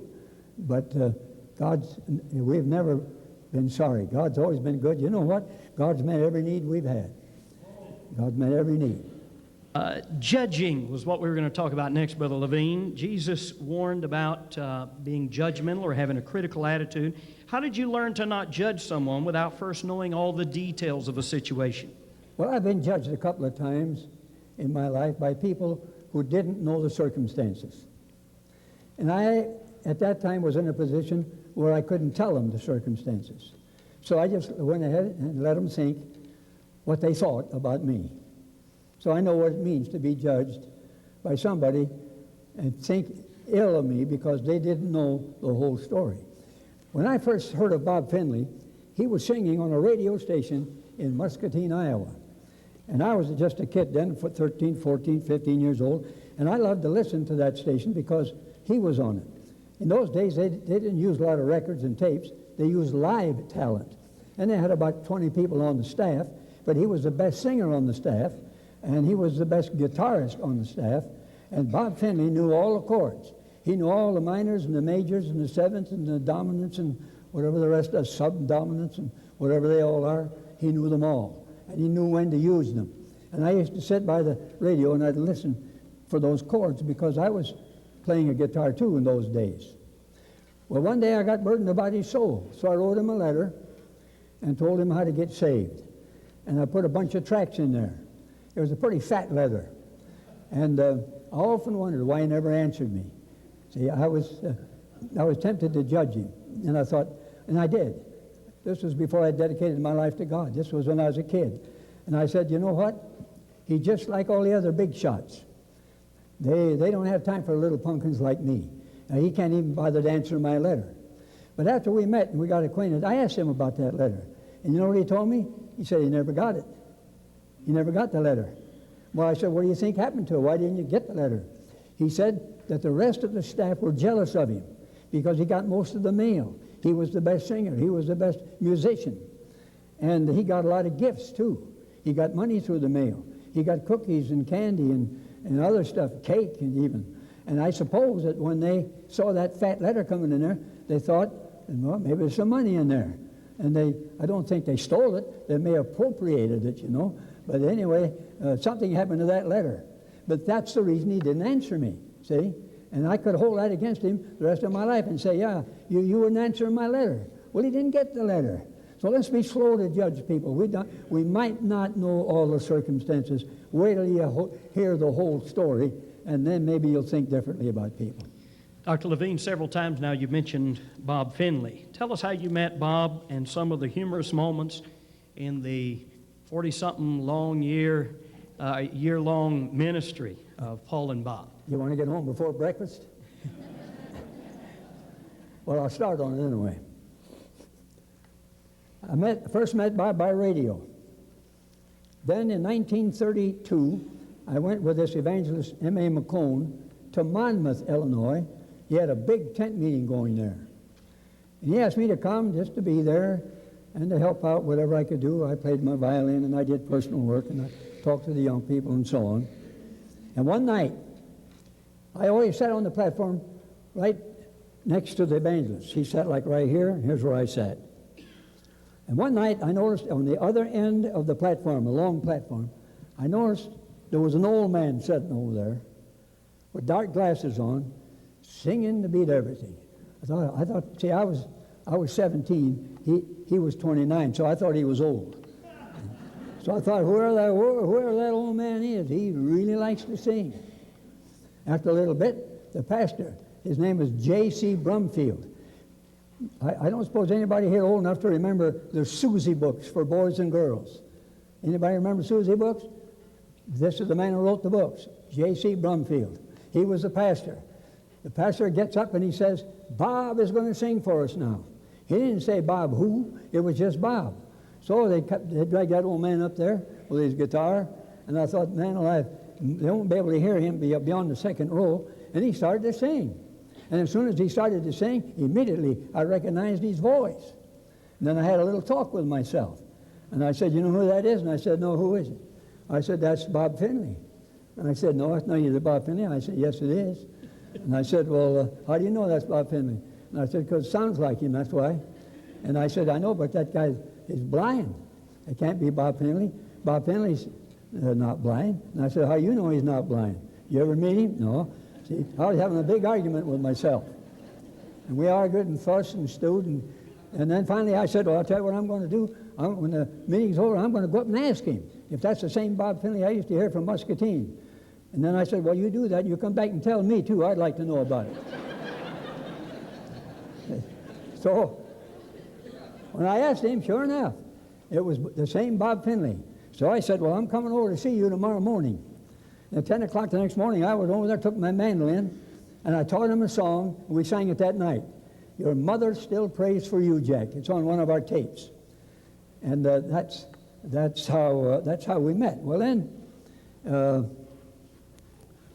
in 1933, I went to Davenport, Iowa, by myself. I didn't have Bob with me yet. And I was there for a whole month in a series of meetings, and Bob Finley lived there. So he came and sang for me a couple of nights. And after the service one night, we got to talking. Why don't we team up, make a team out of this? And we can just go on whole meetings together. Well, it was in the depths of the Depression, 1933, and I asked several preachers, and I asked several other people about it. What do you think? There wasn't one person who would encourage me. Every person said, it won't work. It won't work. Nobody's going to come and hear the same singer every night. You've got to have a different singer every night. And it won't work. It just won't work. Besides, we're in a depression. Well, if I had just turned 19 at the time, and if you tell a 19-year-old kid something won't work, you know what he's going to do? He's going to see if it will. He's going to try it. So I said to Bob, I'll tell you what we'll do. If you're willing to do it like I'm doing, if you're willing to do it like I do, I don't get any salary. I said, I just take the offerings from the people. And I said, if you'll do it that way, because I can't pay you anything. Well, it was 100% better than what he was doing. They kicked that station off the radio. You know why? Because the owner of the station said he had a cancer cure. So they kicked him off of the air, and Bob no longer had a job, and he'd run out of concerts. So he said, well, yeah, I said, that'd be all right with me. So I said, now, the first series of meetings that I have where they'll take you to, I'll come and get you if you're free. So the next series of meetings was in a little town called Barstow, and then after that I was scheduled to go to Colchester, Illinois in January 1934. We started on the 5th day of January. Well, I went a day or two early. You know, I was so poor in those days, I can remember my dear old dad went downtown, got some kind of a plastic rubber, and he filled up the holes in my tires where you could see the cord. He plastered all those holes shut in my tires. And that's what I drove down there to Colchester on. So when I got down there, I said, you folks around here know Bob Finley? Yeah, well, we know Bob Finley. We listen to him all the time. Well, I said, now, if he's free, he'll come and sing. Well, shall we get him? Sure, he can stay here with us, that guy said. So I went up and got him. Another man went with me. And when I went into his home to get him, he had his billfold out, see? And he's got his billfold out, and he's looking in there. And I was a lot taller than he was. So I sneaked up behind him, and I looked in there, too, because I was broke. And he was, you know what he had in there? He had about $20 in there. Man, that's kind of a singer to have, you know. In case you get hungry, he's got some money and get something to eat at least. So I knew he had all that money, and on our way back from Davenport to Colchester, we went through Monmouth, Illinois. And I said to the guy with me, I hadn't said anything to Bob yet, but I said to the guy with me, I said, this is where Bob and I met in this town. I think we ought to celebrate, and we'll all go in and get ice cream Sunday, and Bob's going to pay for it. I knew he had the money, he said. So he paid for it, and that's how we got started. We started off in Colchester. We went 3.5 weeks. We started in First Baptist Church. After a while, it filled up. We took all the church benches loose. We put them closer together, put chairs everywhere, couldn't seat them. We finally had to move to the high school gym. We saw whole busloads of people drive up and drive away because there was no place for them to sit. And so we started off there in Colchester, and then that was 3.5 weeks. Then the next series of meetings was in Morton, Illinois. You folks don't know where Morton is.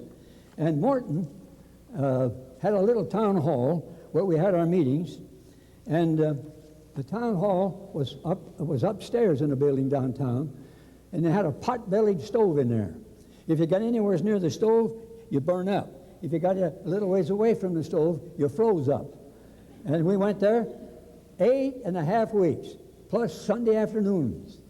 Oh, boy, we had some wonderful times. And maybe I should tell you about one of the converts.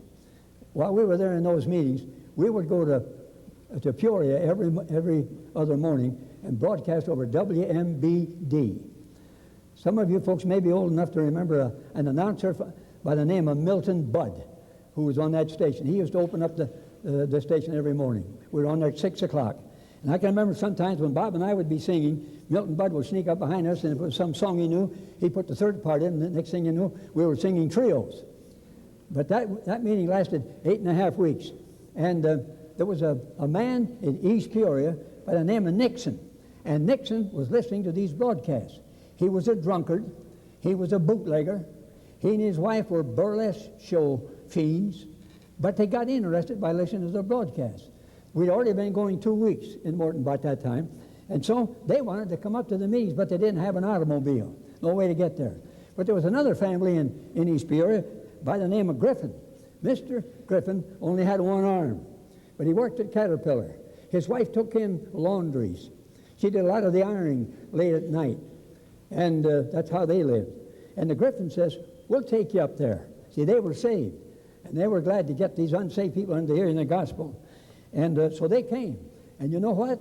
They never missed one service in 6 weeks, except one Sunday afternoon when we got snowed out. And one night, Mr. Nixon went home. He told me about this later. He sponsored us for a whole month in a series of meetings that summer at Richland School in East Peoria. If you know where that is, right next to the Caterpillar plant. Nixon went home that night, and he had some liquor bottles on the buffet. He said to me, told me this personally, he said, I walked up to those liquor bottles and I said, you and I are finished. And he said, I took those liquor bottles and I took them to the sink and I dumped all the whiskey down the sink. And then he said he came the next night and accepted Jesus Christ and got born again. Oh, I mean, they really got saved. Mr. and Mrs. Nixon. They had 2 little kids, a little boy about 5, little girl about 3. Mr. Nixon never drank another drop of liquor from that day on. You know why? He had something better. He didn't want to drink it anymore. That's what happened to you if you get saved, if you're having that problem, see? And they quit the burlesque deals. He quit bootlegging, and he started to live for God. Now, let's see, that was in 1934. Along about 30 years later, I was conducting meetings in Aurora, Illinois. And one night during the invitation, a man walked down that aisle.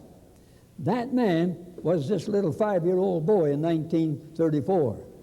That man walked down the aisle with his little girl. Walked over there and knelt and led his little girl to Christ. The next night, when I gave the invitation, that same man was back. And this time he walked down the aisle with his little boy.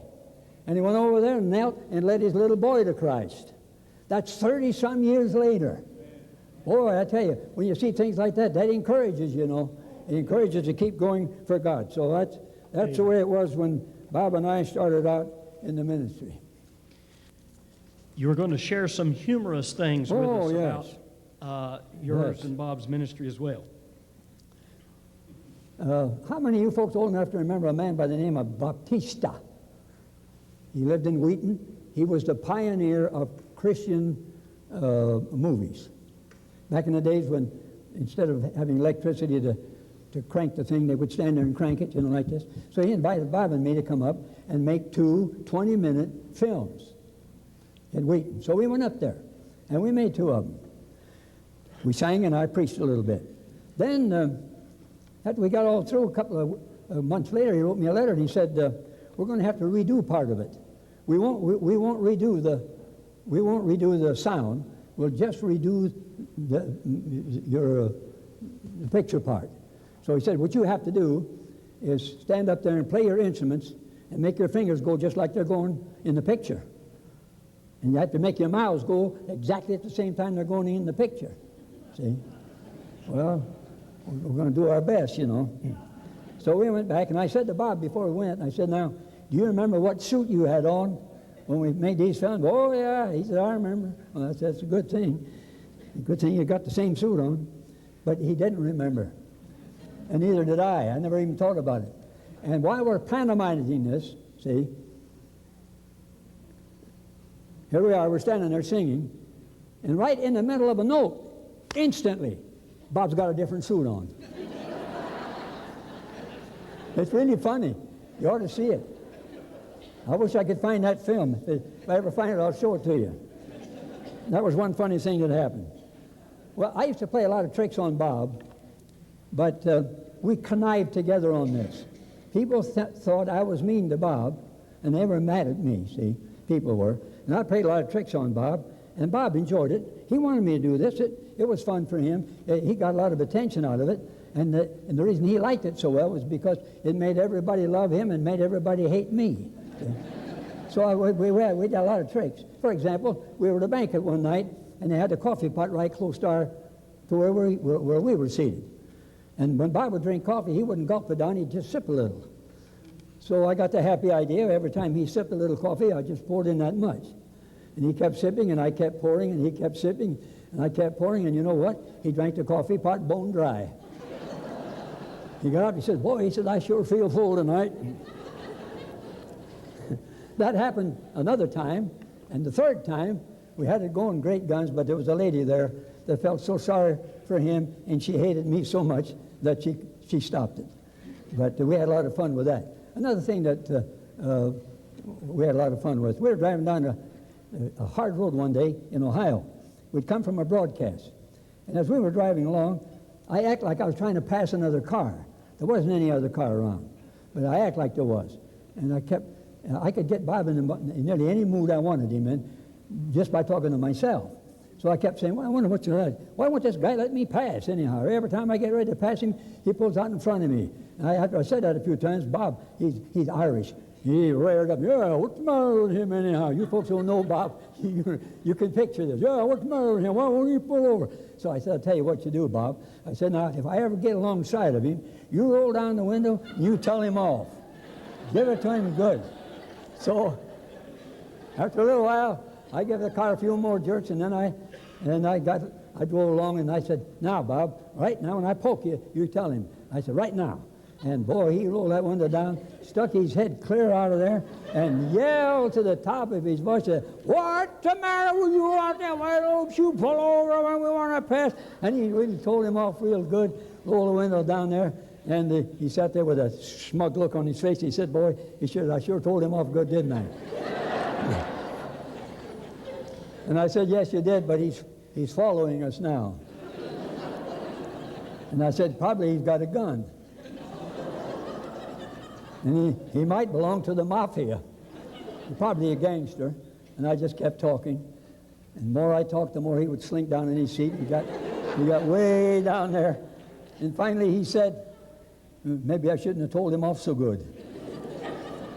So I said, now, up ahead there's a Y in the road, and I'm going to go to the left. You better pray he goes to the right, because it's a long way to where we're going. I bet he did pray, too, because he was scared then. But when we got back where he was going, oh, did he have fun telling about that. For 13 years, we had that story going.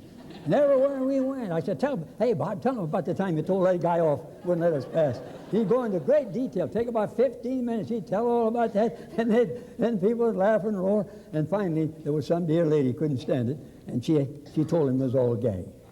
But those are the kind of things we carried on all the time.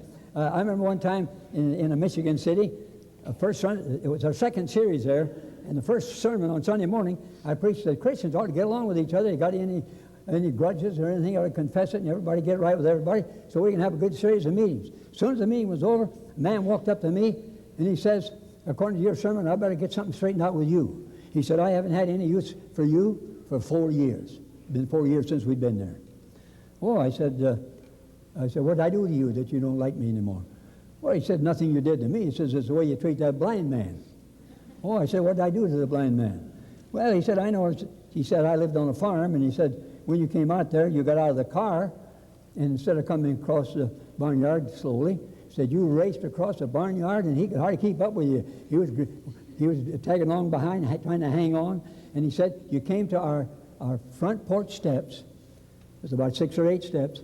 He said, you came up those steps and you didn't slow down. You went right up those steps and you didn't tell him where the steps were. And then he said, when you left our house, you went across the front porch real fast and you didn't slow down. You went down those steps and you didn't tell him where the steps were going down either. So he said, I haven't had any use for you for 4 years. So I said, well, I grinned at him. I said, you've been mad at me for 4 years over nothing.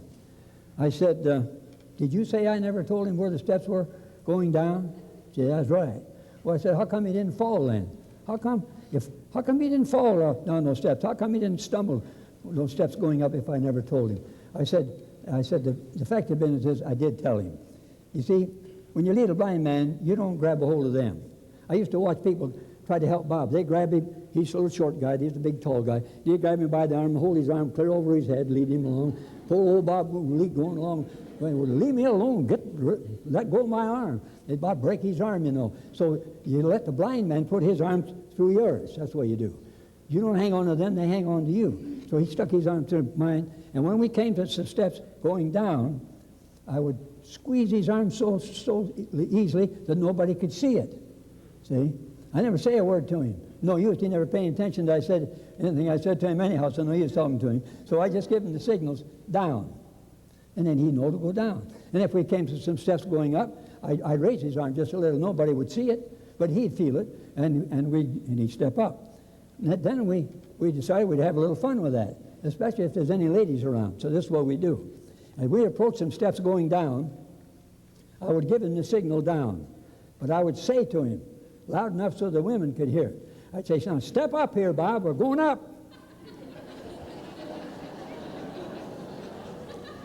But he'd already gotten the signal going down. He knew he was going down. But the ladies all thought he was going to step up in the air and then fall and get his neck broke. See? And when we were going to go up some steps, I would say, now, I would signal him up, and I'd say, now step down here, Bob, step down. And the same thing. We had a lot of fun with that. I guess no wonder everybody hated me, but we sure had a lot of fun about it. I would put the food on his plate, and the potatoes are at 9 o'clock, the meat, 12 o'clock, the meat's at 9 o'clock, your beans are at 6 o'clock, and your corn is at 9 o'clock. You know where everything is? Yeah, I know. So when you get ready to eat, we turn the plate a quarter of a turn. That was called a rotating plate. We had a lot of fun with that. One time we were having some meetings, and the preacher took me upstairs in his attic, and I don't know why, but he was showing me something up there, and I saw a dress form that his wife used to sew some dresses. So I said, let's have some fun with that. I said, put a dress on that. And we were going to come to his place, to his home, after the service that night, and there's going to be a lot of people there. So I said, tell you what let's get that dress form down there, put a dress on it, take it down to the kitchen. And then I said, I'll introduce this lady to Bob. And then I said to his wife, you stand right behind this dress form. And I know what Bob will do. He'll put his hand out like this. He'll walk straight ahead, and then when he hits that dress form, you let out a blood-curdling scream. Yeah. So Bob was the kind of a guy, he always wanted to meet everybody. So we were in the front room talking with some of the men. I happened to mention Mrs. Jones. Right away, he picked it up. Mrs. Jones? I didn't meet Mrs. Jones. Oh, I said, didn't you meet Mrs. Jones? No, I never met her.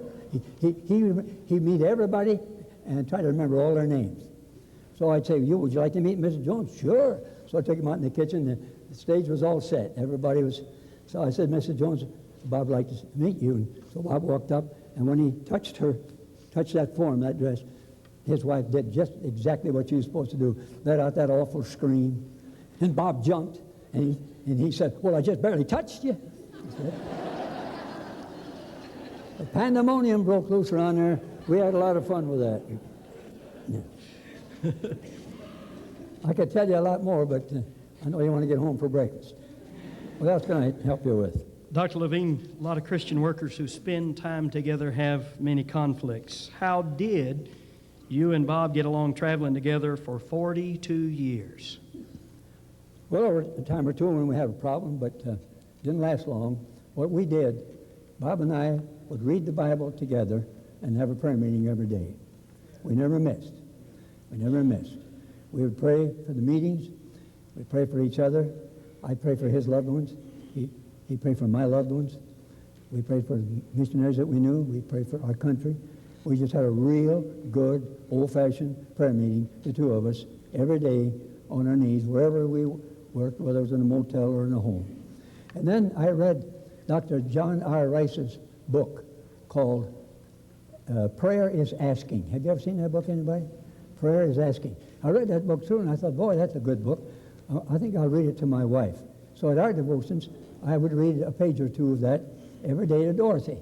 And at breakfast, we would read that, and we'd have prayer together. And then I thought, well, I think I'll read it to Bob. So I read it aloud, the whole book. I read it to him then, too. And if I ever found something real good, I would read it to him. Usually it was the Bible, and I think that's the reason that for 42 years we got along all right. And then another thing that helped was Bob would always sit on the front seat. And if he'd already heard that same sermon 150 times, as far as he was concerned, that was the first time he ever heard it. He'd sit there and holler, amen, and he'd get all worked up. He'd get into the sermon just like I was. See, I get all worked up, and so did he. And that was a big help to me. You know, he could have been bored to death and said, I heard that before. You know, like I told him once, I said, yeah, you've never seen me once, and I got to look at you all the time, you know. But that made it easier, his attitudes. Brother Levin, we'll go to our last question for tonight. Have there been times in your ministry when you dealt with very religious people who were lost? Religious people who are unsaved? Yes, sir. Yes. I remember having a meeting one time in a little town in Illinois, and I don't think the pastor of the church was saved. You say, how come he had you there for meetings? He didn't. There was a member of his church that wanted us to come, and he put up with us.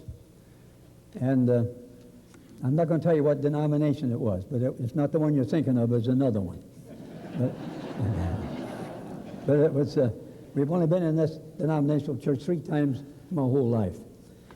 But there was another man in that church who was a member there, but he pastored in another church, kind of a strange arrangement. He pastored another church. He was a member of the church where we were having our meetings. The pastor of the church, I never could figure him out. He would sit on the front seat and just kind of laugh at me while I was preaching. And I preached the gospel to him the best I knew how, and I was young and brash in those days, and I really poured it on him. See? And boy, he heard the gospel every night for 2 weeks, 3 Sundays. And lots of people were coming forward in those meetings to get saved. And there wasn't anybody around there to deal with them except myself. There wasn't a deacon, there wasn't a Sunday school teacher, the preacher's wife didn't know how, the pastor didn't know how. And when all those people would come forward, they'd be kneeling all over the place. Instead of staying there to try to help, you know what he'd do? He'd go over to his house next door, read the paper. He was over there reading the evening paper while I was dealing with the people who had come forward in his church. One night, this man who was pastor in another church, his name was Duncan. And he was ushering that night, so he was sitting in that corner of the building. And his wife was sitting in this corner of the building. The aisles were slanting. I preached that night on the difference between salvation and religion. And I explained the difference. And I said, now, if you're not sure you're saved, you'd like to get saved, really get this thing settled, if you raise your hand, I'll pray for you. The preacher put his hand up over there, and his wife over here put her hand up. And our heads were all bowed, so he didn't know that she'd raised her hand. She didn't know that he had. Preacher and his wife. When I gave the invitation, down the aisle they came. Here he came, here she came. When they got down there they met. Oh, wasn't that some meeting?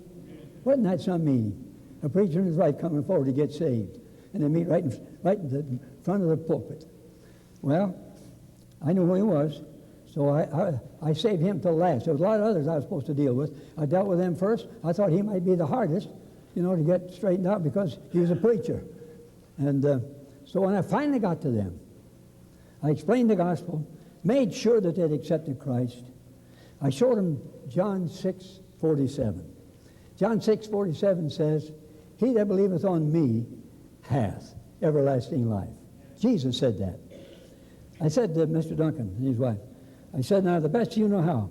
You've accepted Christ? Yes. The best you know how. Have you believed on him? Yes. That means you've accepted him? You're trusting him now for your salvation? Yes.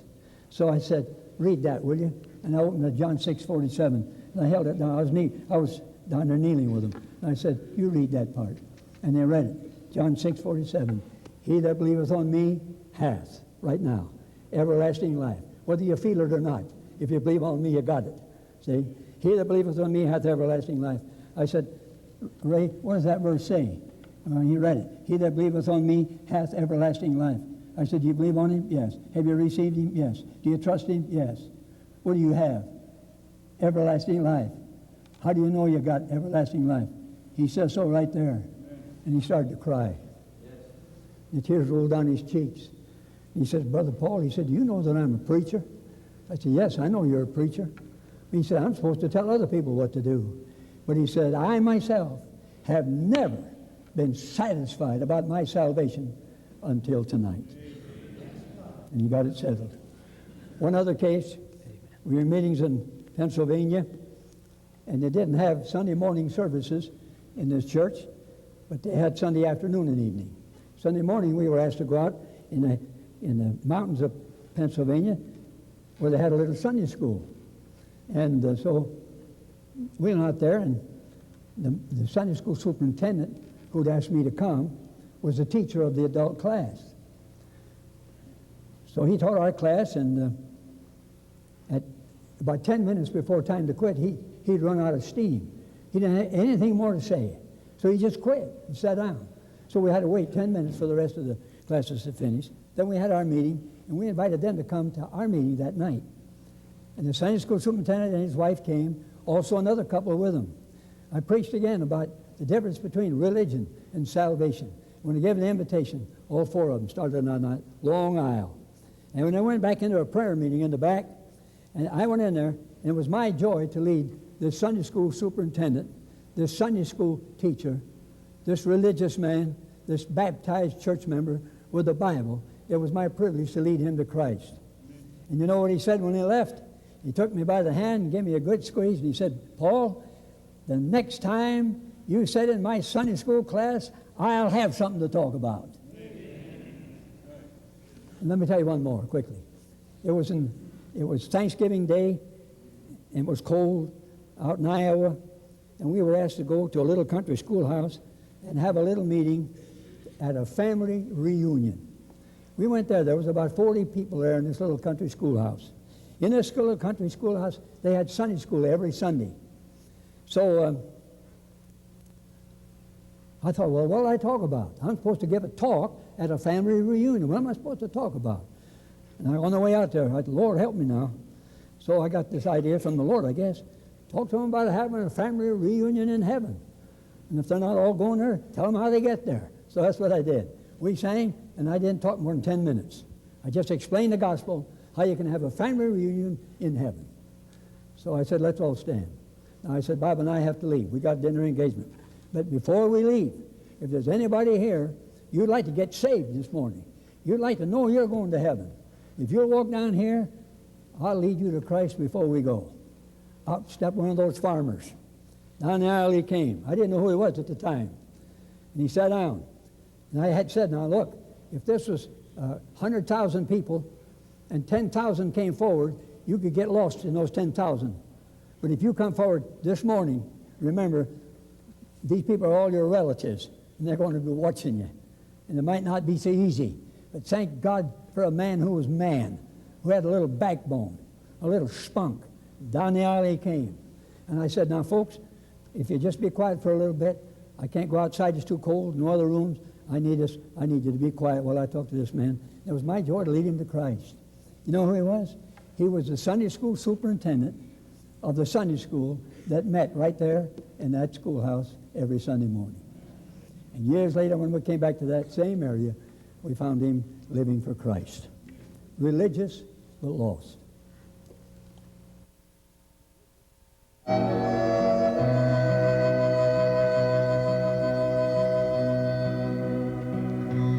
My sheep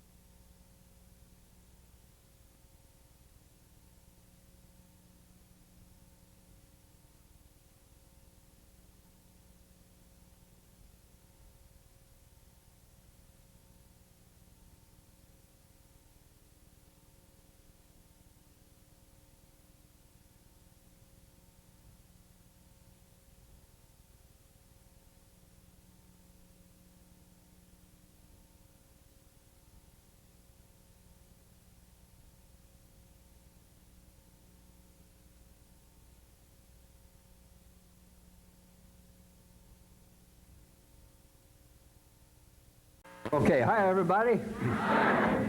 You know why I say hi everybody? Because I can't pronounce hello. Hi everybody. Nice of you to come tonight. Thank you very much, Pastor, and hi everybody. Thank you very much, Pastor, and hi everybody.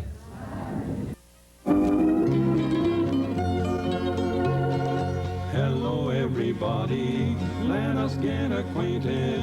Everybody smile and say hello, hello. If there's anybody listening in who's sad and blue, oh, just remember, friend of mine, that Jesus cares for you. So hello everybody, let us get acquainted. And everybody smile and say hello. Hello everybody, let us get acquainted. Everybody smile and say hello, hello. If there's anybody listening in who's sad and blue, oh, just remember, friend of mine, that Jesus cares for you. So hello everybody, let us get acquainted. And everybody smile and say hello.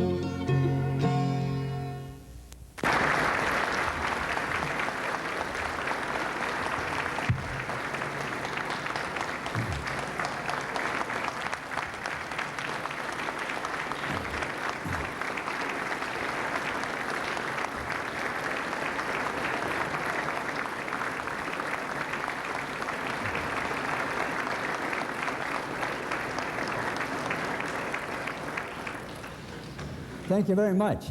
You're making me nervous. We're supposed to be out of here before midnight. I'm so glad to be back, and I'm glad you're back. I'm so old I almost forgot to come. You know, I'm like two fellows were talking to each other, and they were shaking hands, and one of them said to the other, he says, "Now, was that you who died, or was that your brother?" And something like the two old folks that met in a nursing home. They were up in their 90s, and they fell in love. So one night, he proposed to her.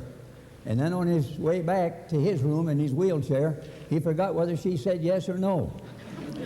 So he laid awake all night and worried about it. The next morning, he got back in his wheelchair. By 4:30 in the morning, went whizzing down there to her room and woke her up and told her about it. And she said, "That's quite a coincidence." She said, "Just last night I told some man I'd marry him, and I can't remember who the guy was." I heard about another old couple, and they were up in their 90s, and they got hungry for an ice cream sundae. And she said, "If you'll go to the store and get some ice cream and peanuts and some chocolate, I'll fix the sundae." So he started out the door, and she said, "You better write that down. You'll never remember what you're supposed to get." Oh, he said, "I can remember that. That's ice cream, peanuts, and chocolate." But when he came back home, he brought home a slab of bacon. And she said, "I told you should have written it down." And he said, "Why?" Well, she says, "You forgot the eggs." Well, I have a good staff who reminded me to be here tonight, and I'm glad to be back, and I'm glad you're here. Thank you, Dr. Levin. I've heard it said that we should not seek a ministry, but we should seek the fruit of a disciplined life. Jeremiah 45:5 says, "Seekest thou great things for thyself? Seek them not." Now, a couple of weeks ago at our first meeting, you told us of things that happened in your life that you did not seek, but which were clearly brought about by God. For example, you mentioned you weren't looking for a soloist when you and Bob formed a team. Would you tell us some more of those things that did not happen, but were clearly brought about by God? Yes, thank you. I can look back now and see how God has led in my life. I wasn't looking for a girlfriend when I met Dorothy. I was 17 years old. I had an old beat-up old Model T Ford and had a couple of bucks in my pocket, and I could have had dates, but I'd never dated any girls. And then I was looking for a girlfriend. But then one day, Dorothy showed up. Boy, I sure changed that in a big hurry. But that's the way it was with that. And I wasn't planning to start any tract ministry. But the Lord just put us in a tract ministry because I wrote a couple articles for a magazine, and people requested them in tract form, and so the next thing we knew, we were in a tract ministry. We weren't planning to do any recording, Bob and I, and one day I got a telephone call from Al Smith, and he said, "Come on up to Chicago and let's do some recording." So that's how we got started recording, and during the time that we were together recording, we recorded 10 of the big big albums and then some other individual records also. And then we weren't planning to start a radio broadcast, but one day I got a letter from a radio station. They said, we're using your records down here, so why don't you just make your own 15-minute broadcast, use your songs that you and Bob have recorded, send them down here, we'll make a radio broadcast out of it. And that's how the Bible Tract Echoes ministry got started. And then I wasn't ever planning to ever not only write any tracts, but I wasn't ever planning to ever do anything about my life story. Who in the world would be interested in my life story? And I wasn't thinking anything about recording anything or doing what we're doing tonight. And then Brother Davis got after me about it, and that's how these things came about. So none of these things I have sought, but God has just led that way, and I thank God for His leading. Brother Levin, only someone who has been there can tell us, and we would like to know more about the revival meetings of earlier days. Well, I started preaching, when I was 15 years old and started holding meetings around. And just before I took Bob Finley with me, I turned 19 in October, and in November, I went to Davenport, Iowa, and had a series of meetings there that lasted a month. Back in those days, meetings didn't last 3 days. They last 3-4 weeks or longer. And then right after that, Bob and I had got together, and we had lots of long meetings in those early days. Speaking of the early days, one of the first series of meetings that I had was over here in Clinton, Illinois, just about a block off of the square. There was an empty lot there, and we built a little platform that we could close up at night where we kept the piano and the song books and the pulpit. And then I was working with my brother then, and while he was out of town in some other meetings, I held some meetings there. And we didn't have anything overhead, but God gave us good weather. We didn't have any rain during the whole time we were there. And then I can remember going to Macomb when I was 17 years old, had a series of meetings there. And then I went to Monmouth, Illinois, with another evangelist. We were there 3 weeks in a series of meetings. That's where I met Bob. Then I went back to Macomb, had another series of meetings. So one meeting just led to another. Then in 1934, when Bob and I, that's the first year we were together. We started out in January 1934. There was a skating rink in Macomb. So we rented the skating rink for 5 weeks. And I can remember taking Dorothy's brother, Donald, with me, and we drove over there, and we got the thing set up. We rented the skating rink, and I don't remember where we got the pulpit, but I know where we got the platform. I went to the lumber yard, and I rented building blocks and planks, and we built a platform out of that. I don't remember where we got a pulpit or piano, but we got some seats somewhere, and we started off, and we built some what we call seat ends. And then we rented some planks at the lumber yard, and we placed those planks across those seat ends, and we had seating there for the skating rink. That's just the way we got started. And out of that 5 weeks that we were there in Macomb, some folks got interested in a local church. They wanted to get something going there. So I told them about my brother, and he went over there and helped them for a while, and he started a work called the McDonough County Gospel Center. And then later on it became the Calvary Baptist Church, and that Calvary Baptist Church is there today. So God was good to us in those early days. The meetings were long. The first series of meetings that Bob and I had went 3.5 weeks. That was in Colchester, Illinois. We had to move out of the First Baptist Church, and we moved to the high school gymnasium because we couldn't seat the people back in those days. And then the next series of meetings Bob and I had was at Morton, Illinois. You folks know where Morton is. And we had the town hall there. It was upstairs, and it had a pot-bellied stove in it. If you got anywhere near it, you got burned up. If you got anywhere away from it, you got froze up. And we went there for 8.5 weeks. I can still remember people who got saved in those meetings. The last night of the series of meetings, there was a couple that got saved, and she's still living. She's living in a nursing home over there in Eureka. And there were some wonderful times that we had there. I can remember a man from East Peoria who was a drunkard, and he was also a bootlegger. And how wonderfully he heard about our meetings because we were on the radio station WMBD every other morning. And if you're old enough to remember Milton Budd, He was the announcer. And Milton Budd used to put us on the air at 6 o'clock in the morning. He'd sing with us. And back in those days, we had long meetings. We were busy the entire year, 1934, and only had 9 series of meetings. Because we had 4-week meetings, 5-week meetings, 8-week meetings, and the meetings didn't go. If any church wanted a 2-week meeting, we figured they'd join the National Council and were apostate. There's something haywire with anybody that only wanted a 2-week series of meetings. But that's the way it was in the dirty days when we started out together. In that second series of meetings that went 8.5 weeks, after we'd gone a month, I ran out of sermons. And I just had enough sermons to go me a month. And I didn't have any books either. I didn't have any money to buy books. But I did have Larkin's Dispensational Truth and Strong's Concordance and a Bible. And after I ran out of sermons in the first month, every day after that, for the next month, I had to dig up something to preach about. I have no foggiest idea what I did preach about. But whatever I got out of Larkin's Dispensational Truth and out of Strong's Concordance. I wish we'd had a tape recorder back in those days. Maybe it's a good thing we didn't. But anyway, that's the way it was in those early days. We were busy in long meetings. Yes, sir. Anything else you want to know before we go home? Yes, sir. Would you tell us some of the most unusual meetings and methods that you remember? Well, we used every method we could think of to get people saved. I bought a public address system, mounted in the trunk of my car, put a microphone in the front seat, and we'd drive up and down the road. We'd quote the scripture. We'd tell people how to get saved. We'd announce the meetings and so on. And we'd have street meetings and use that method. And then I remember when, in 1937, in the summer of 1937, we had a 3-week, 4-Sunday tent meeting up in Peoria Heights. And I knew about Mr. Letourneau, who had his factory there in Peoria.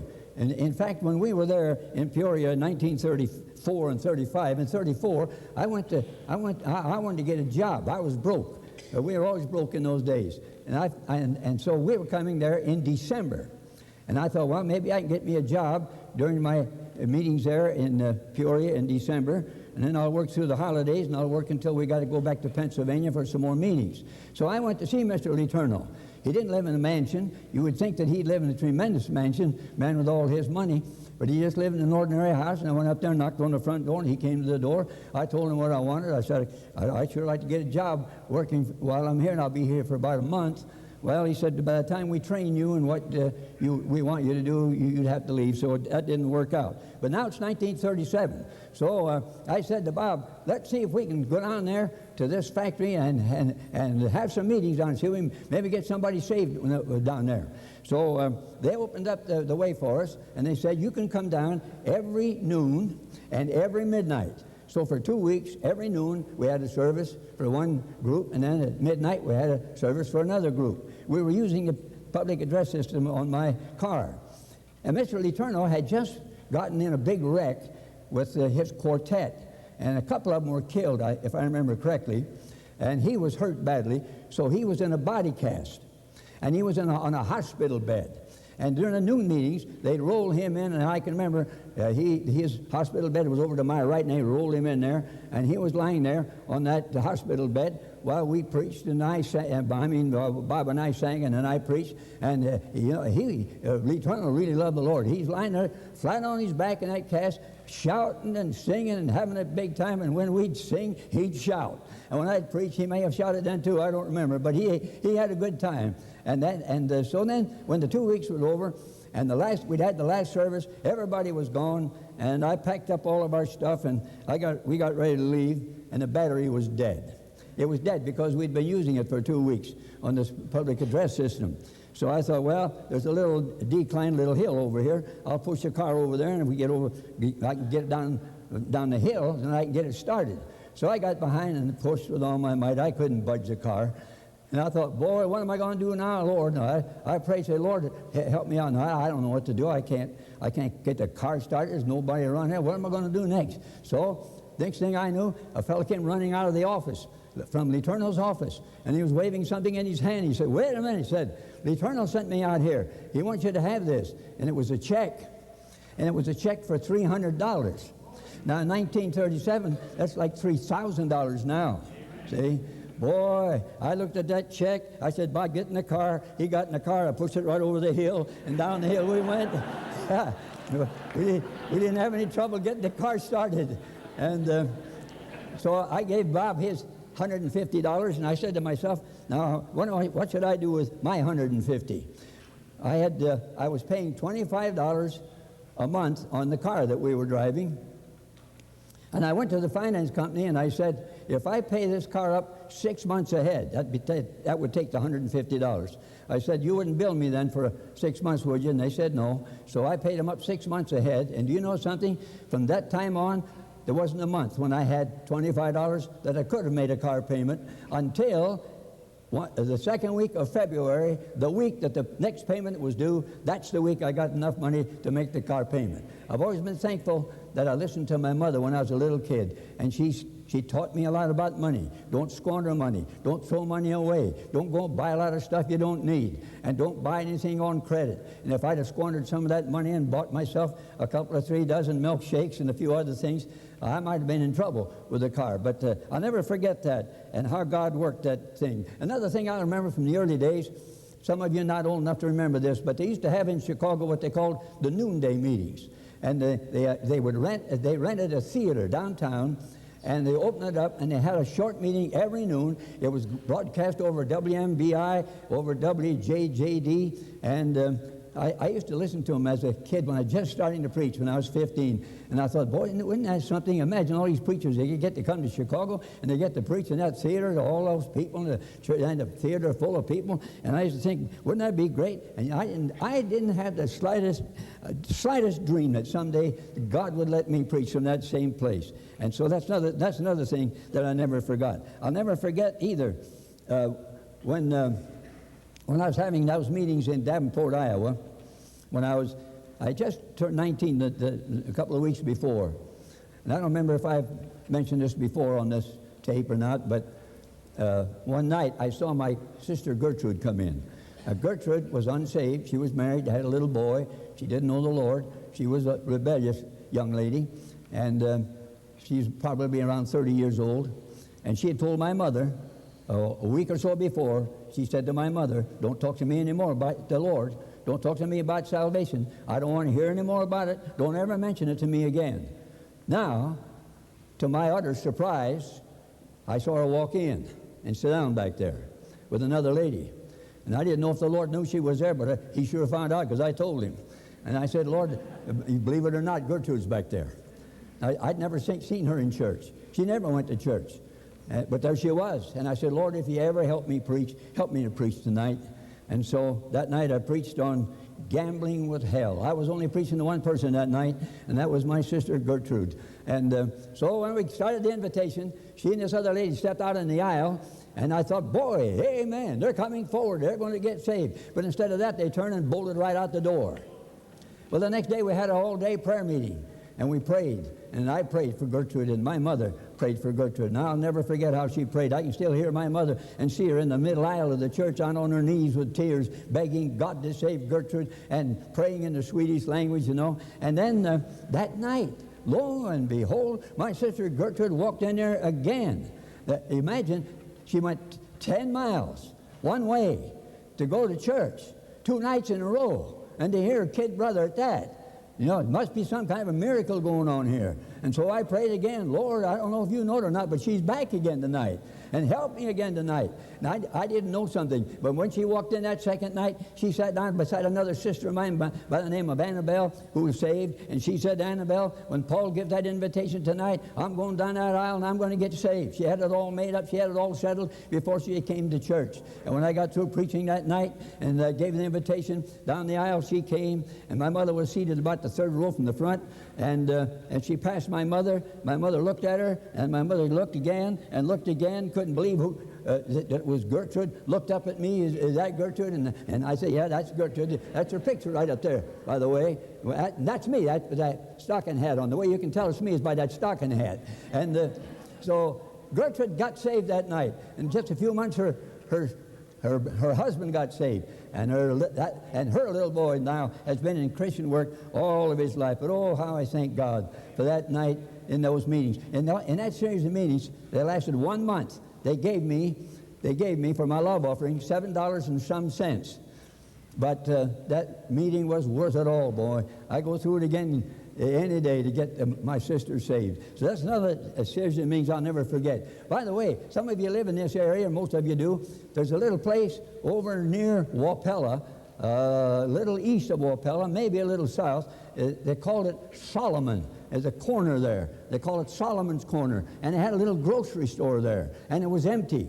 This was in 1933 when I was 18 years old. And I found out about this little building, so I scouted around the country, and I found out who had the key to the place, and they said, I asked them if I could use it for 2 or 3 weeks, and they said, sure. And so I said, fine. So then I had to get some seats, and I found one church bench, a little curved one. That's all we had for seats.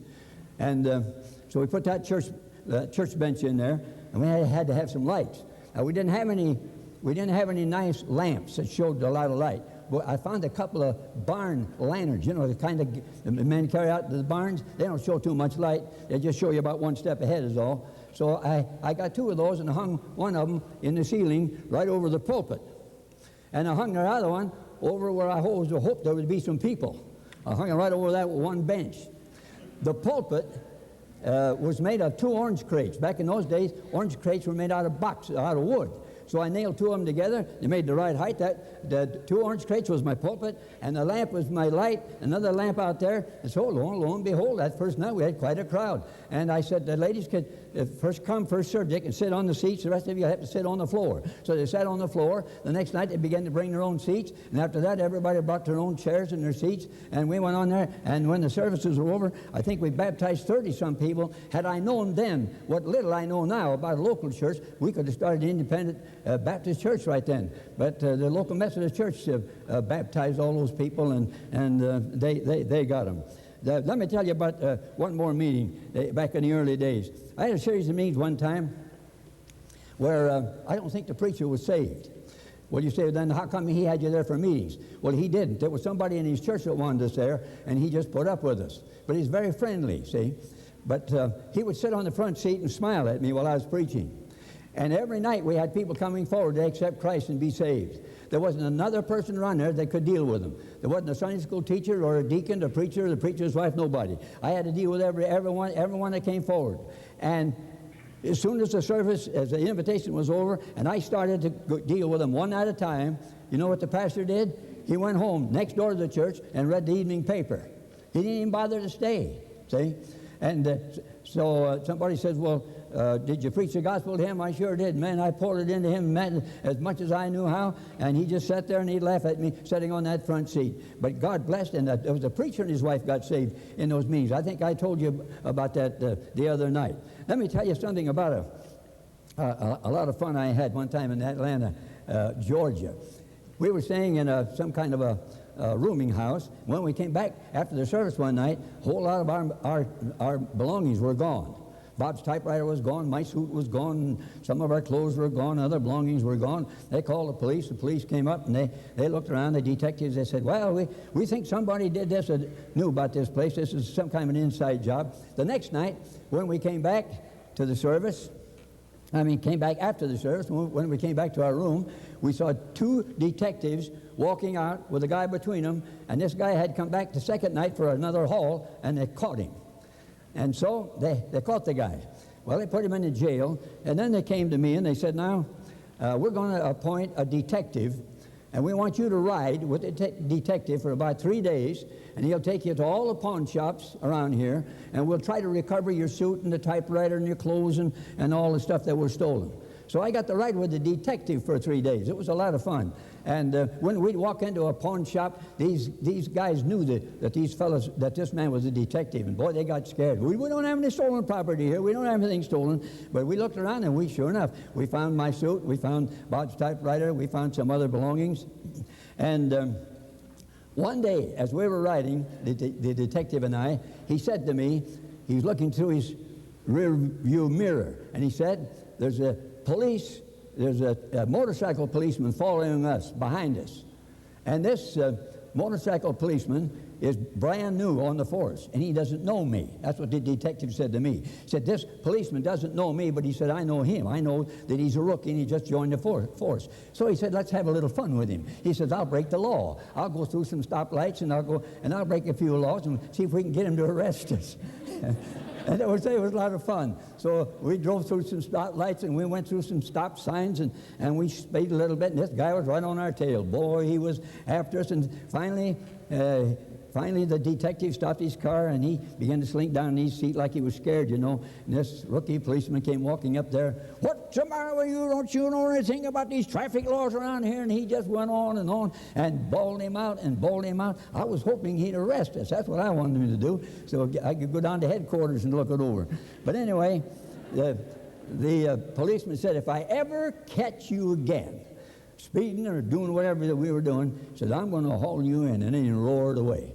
But it was a lot of fun. You see, even detectives got a sense of humor, and some of them are something like Baptists, and they get along pretty good. One time in a series of meetings in Akron, Ohio, we were going to be there for 4 Sundays in 3 weeks, and the first night the tent blew down. We had our first meeting, and that night, during the night, the tent was gone.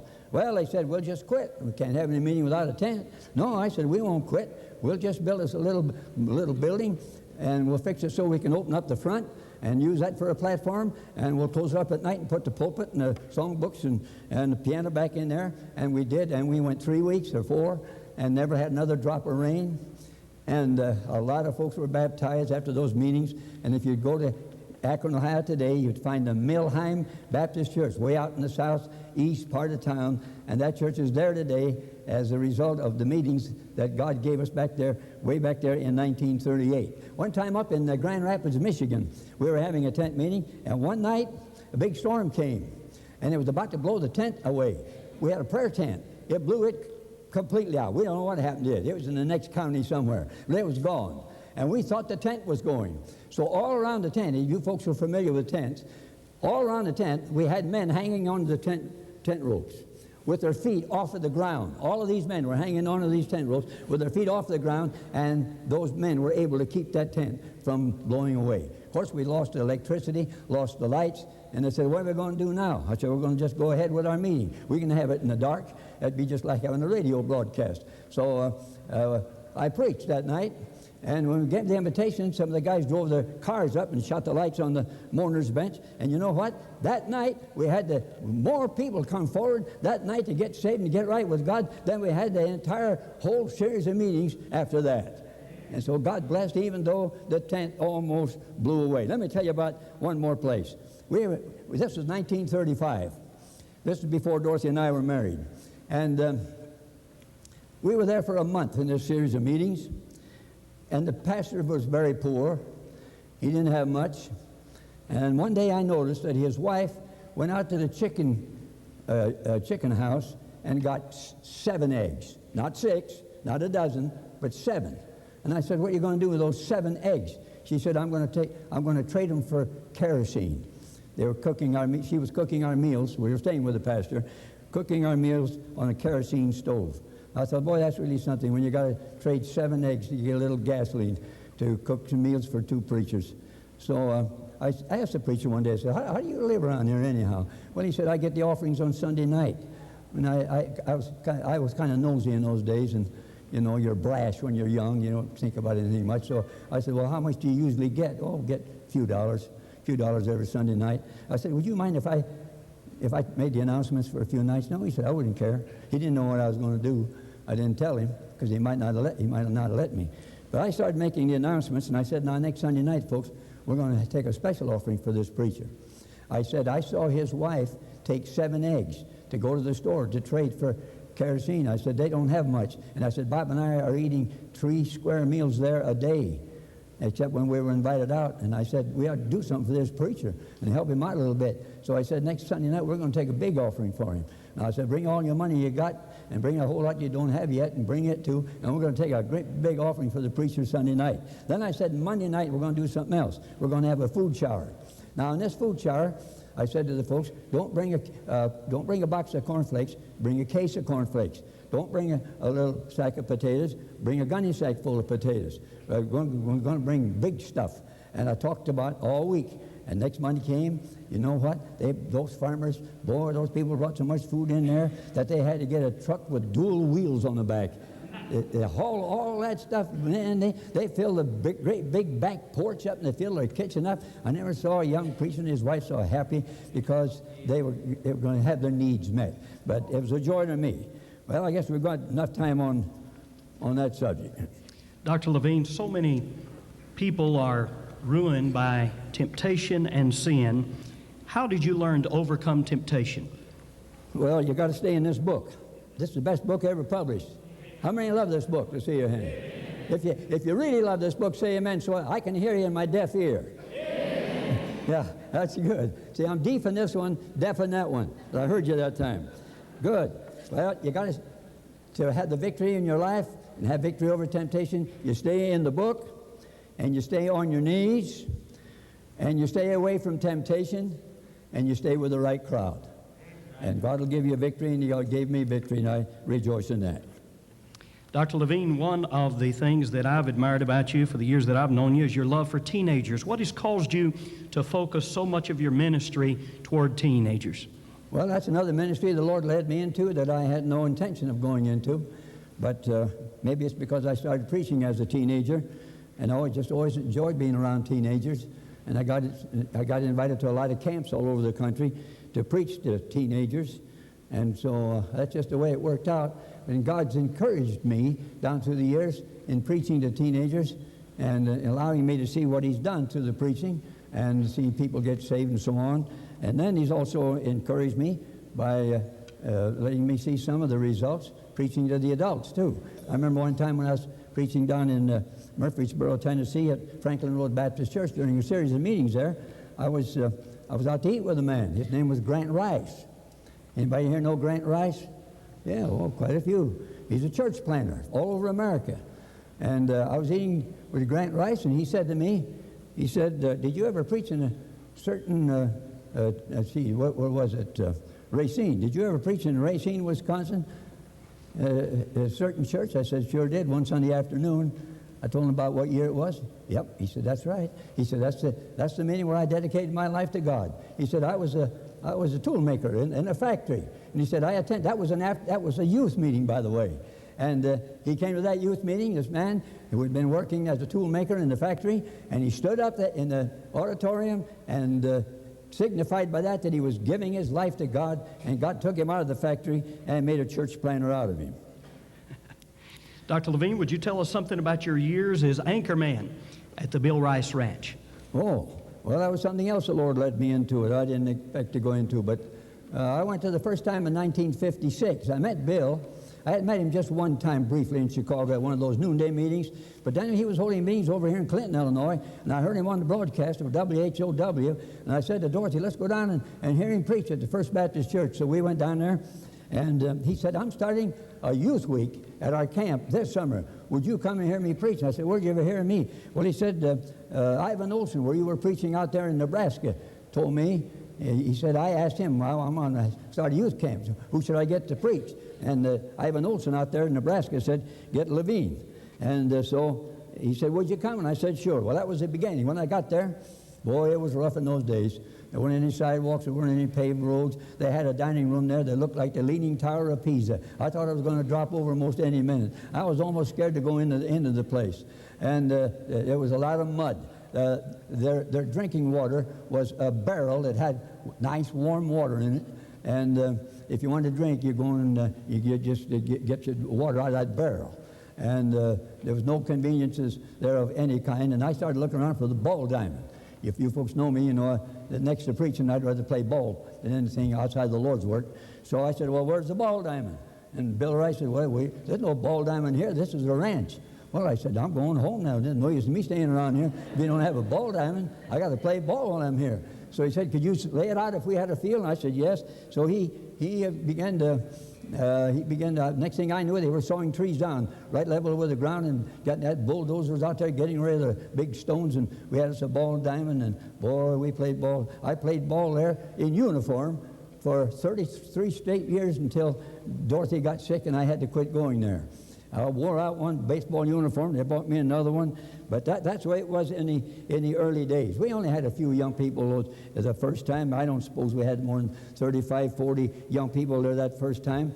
But you know that where it grew, every year it grew. Every year there was more young people, and more young people, and more young people. And finally, instead of 1 week, it was 2, and then 3, and then 4, and then 5. And finally it got to be 6 weeks where we'd average almost 1,000 a week. There was just about right at 6,000 teenagers every year. You can't imagine the joy getting up before that big gang of young people and preaching to those young people from the ages of 13 through 19. It was just wonderful to see how God worked in those meetings. And you know, it was nothing after the crowds got bigger to see 100 young people come forward at one time. I can remember one service, way over 200 came forward. And every one of them was dealt with one at a time by a counselor. And then they made out a report in triplicate. The camp kept one report, and the counselor got a report, and the pastor back home got a report, so they could follow up. And so they were all dealt with very carefully. And I got a lot of letters from these teenagers. And the amazing thing about it was that when they would write to me after camp, they didn't write about the rodeos. They didn't write about the ball games. They didn't write about the sports. They didn't write about the hikes. They didn't write about all those things. You know what they wrote about? They would write about 2 things. Number 1, the preaching they'd heard and the decisions they'd made. And the thing that impressed them with the camp was not the fun, it was the preaching. That camp is centered around preaching. That camp, with all of its equipment, so the young folks can have a lot of fun and a good time, the center of the whole 1,500 acres is the pulpit. And down there they believe in old-fashioned, hellfire damnation, Christ-exalting, Bible-exalting preaching. That's what they believe in down there. And God has richly blessed it. And I thank God for Dr. Bill Rice and his wife, Kathy, for letting God use them to start that camp, and for their kindness to me and inviting me down there to preach. And through that preaching down there, I got acquainted with a lot of independent Baptist preachers that I hadn't known up until then. My early ministry was mainly in the Bible churches, and the Bible churches after a while, they got so they weren't having revival meetings anymore. And I began to have more and more meetings with the independent Baptists. And then when I got down there to Bill Rice Ranch, I met a lot of independent Baptist preachers, and it opened up a whole new area of preaching for me. Okay. Dr. Levin, the more I've studied the Scripture, the more I'm impressed with the principles of authority found in the Word of God. Could you tell us what applications of scriptural authority an itinerant evangelist needs to make in order to have God's blessings upon his ministry? Well, we evangelists are supposed to practice what we preach. We preach that the man is the head of the house. We preach that the ladies should be in subjection to their husband. We preach that we're supposed to be in subjection to our leaders, our teachers, and the government. So we ought to be in subjection. So as I traveled around, I did it like this. Whenever I was holding meetings in a church, the pastor was the boss. See, I wasn't there to tell him what to do. I was there to preach, and I was under his authority. Now, if there was a certain thing that I would like to have done, and he didn't want it, then we didn't do it. See, I never opposed the pastor. The pastor, I was under his authority. And when I went to a young people's camp, same way. I was under the authority of the camp director. If I wanted to have a certain song sung, and he said, no, we'd rather not sing that song here, well, then we forget it. He was in charge, and so I always tried to remember that I also served under authority. Dr. Levin, when we think about you, those of us who've heard you preach several times, we almost always think of certain particular messages. Would you tell us about those messages that God has seemed to use the most in your ministry? Well, I've learned one thing: you can't trust sermons. You know, you preachers don't understand this. You preach a sermon, and boy, you have great liberty preaching it. Everything goes great. Not too many people sleeping, a few maybe, but not too many people sleeping. And you're doing great, you think, and you give an invitation. A lot of people come forward, say, man, I'm going to use that sermon again. So you dig it out, and you're going to use it again. Next time it goes flatter than a pancake. You can't preach, you can't think, everybody's sound asleep, everybody's snoring, keeping everybody else awake. It's awful. And we find out you cannot trust the sermon. There was a sermon I preached the first time I went down to the Bill Rice Ranch. It was called, I call it, the one-legged Christian. They called it one step at a time. Some of them call it God's way to get the right wife or the right husband. But I preached that in 1956, and Bill Rice, the founder of the camp, asked me then, he said, I want you to preach it every year you come back. I didn't, but he did. There were certain circumstances that it didn't fit, and he understood that. But that was his first reaction. He said, I'd like for you to preach that sermon every time. I can't quit my job. See, we always want to argue with God, don't we? That's the way Moses did. The Lord said, I want you to quit your job. Well, I can't quit my job. And the Lord says, why can't you quit your job? Well, I can't quit my job, Lord, because I got a wife and 6 kids. But the Lord didn't know he had all those kids.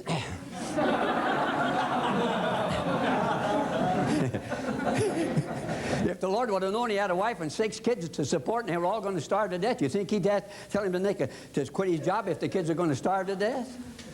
But that's what he said, Lord, if I quit my job, my kids will all starve to death. And they argued, and the Lord, what do you want me to do, Lord? I want you to quit the job. Well, then what am I supposed to do? Well, I'm going to have you pastor a church. And he said, okay, Lord, give me the church and I'll quit my job. No, quit the job, then I'll give you the church. See, it's obey the Lord one step at a time. So, boy, when I was young, it just didn't hurt as bad as it does now. So, you ever see a Christian on one leg? They don't want to obey. God don't want to take the next step. And finally, he said, all right, Lord, I'll quit my job. Live or die. Boy, what a relief. And it's a great relief to you. It's a great relief to you when you quit shaking your fist in God's face. And you say, Lord, I'll do what you want me to do. The next step.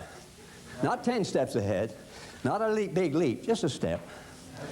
Just a step, that's all. There's another sermon. Down at the camp, I gave 3 messages on dating. Love, courtship, and dating.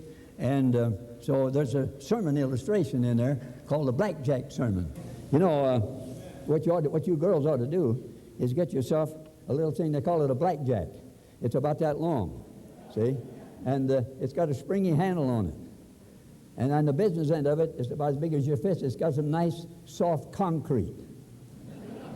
And you get that blackjack, and if you want to knock somebody sensible with a blackjack, you don't have to take a big swing at them like you would with a baseball bat. That's kind of hard to do in a car anyway. You know, it might be cold and rainy outside or snowing, and you take a swing at him with a ball bat, you'll be able to bust the windows and freeze to death. So you don't want to do that. So you just, put this little blackjack in your purse, see? And some girl says, well, I wouldn't have room for a blackjack, a thing like that in my purse. Don't tell me that, girlie. I know about ladies' purses. I've been married 59 years. You ought to see my wife's purse. It had about 7 zippers in it. And great big long zippers too, boy. See? Great big long zippers. And when we go anywhere, we just put everything in her purse. We put our clothes in there. And we had a camping stove.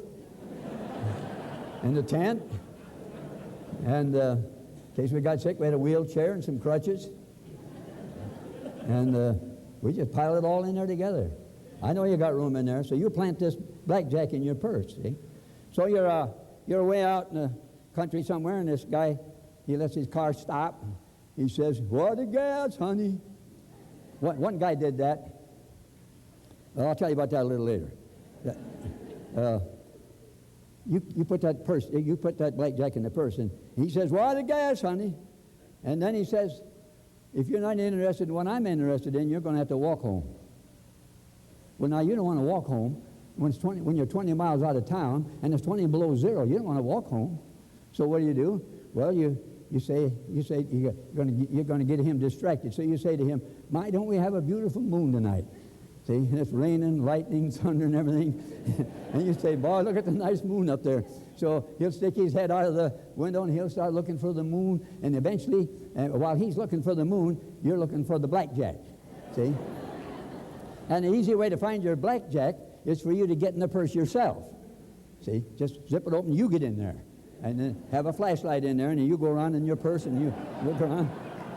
You'll find it over there somewhere, either the northeast corner or the southwest corner. And when you find this blackjack, you slip it on one side. And finally he says, I see the moon, honey. And you say to yourself, yeah, in just a few minutes you're going to see a whole lot of stars too.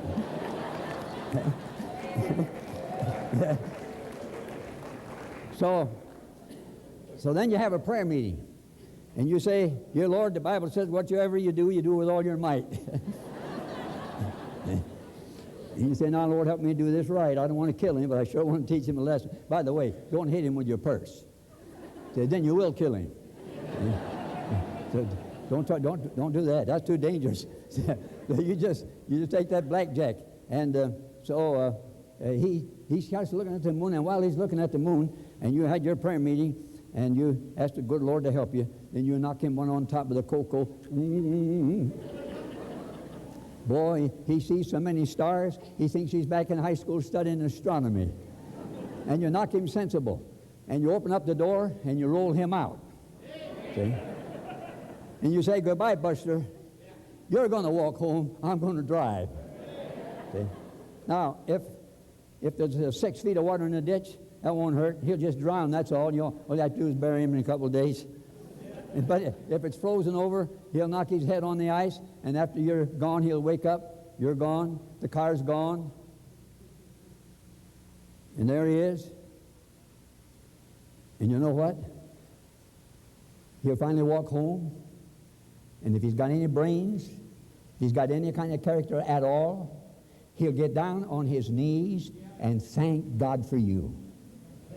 I was just in Terre Haute, Indiana last Sunday, and a man walked up to me and he said, "I'm 51 years old." He said, "I heard you preaching on God's way to get the right wife or the right husband." He said, "I decided to do it your way, that you said was God's way." And he said, "I waited and I waited." And he said, "There she is, my precious wife." And he said, "God gave me that precious wife right there." He said, "I did it the way you preached it in that sermon." And then I had 2 ladies come up and tell me the same thing. And I had a letter one time from a young lady in South Bend, Indiana, and I wish I had her with me, and I don't remember all the details about it, but it also told how she was engaged to a young man, but she wasn't happy, and things weren't going good. And then I came to Pensacola, and I preached it there, and I came back a couple of years later, and they asked me to repeat it. So I preached it again, and she was there, and she heard it, and she decided that she would do it God's way. And, to get a wife, you don't go shopping, see? You just go into God's will, see? You don't have to shop around to get a wife. Well, you got to shop around. That's the way you get washing machines and automobiles. You go shopping around, you'll able to get a wife like you get a car where the gears are jammed in reverse and the thing motor knocks and you're in awful shape. Sure. So you don't go shopping for a wife or a husband. You stay in the will of God. And then this young lady wrote me and told me in the letter how wonderful it was, how she prayed, and how God separated her from the guy she was going to get married. She went back to Pensacola, found a young man down there, and she got married, and she was real happy about that. Dr. Levin, we love to hear you talk about your wife, Dorothy. Would you tell us about how you and she met? Oh, yes. There she is. Hi, honey. That was taken before I met her. I think that's her graduation picture. She was 17 then. She was invited. She and her sister were led to the Lord by my brother. My brother was associated with Paul Rader of Chicago, who once pastored the Moody Church. Then he had the Paul Rader Tabernacle. And then he came to Bloomington and had a series of meetings, and my brother went there as his advance man to set up the meetings and so on. And while he was there, he met Dorothy and her sister Hazel and led them to Christ. That fall, he was going to have a month meeting in a northern Illinois town, and he invited them to come. Dorothy played the piano, and he invited her to play the piano during the meetings, and invited Dorothy and her sister Hazel to have children's meetings. So the first night of the meeting in Princeton, Indiana, I walked in. There was a young lady seated there at the piano, and I walked up and I was introduced to Dorothy. And, oh, man, I'll never forget that, see? At that time, I wasn't interested in girls because the Lord was going to come back before I was ever going to be old enough to get married. And so why date around with girls? But, oh, man, when I saw her, oh, take a look. Oh, she's gone. Okay. Oh, that's the building right there. There she is. She is right there. You can see behind me there. I'm standing right there by the piano. That's Dorothy seated there at the piano. That's how we met in 1931. Well, Levin, As I've talked to you, I've thought that your determination and creativity really showed in your courtship and marriage to Dorothy. Would you tell us about your courtship and your wedding? I don't remember how much I've already told on this in this taping, but when I met Dorothy, I had a Model T Ford. And I may have told you that when we went on a date, Dorothy and I drove one-handed because I had to have the other hand to hold up one of the fenders. This was an old Model T. And there's a picture. There it is. That's Dorothy there. That's in 1932, just before I sold that old Model T and got me a 1927 Chevrolet.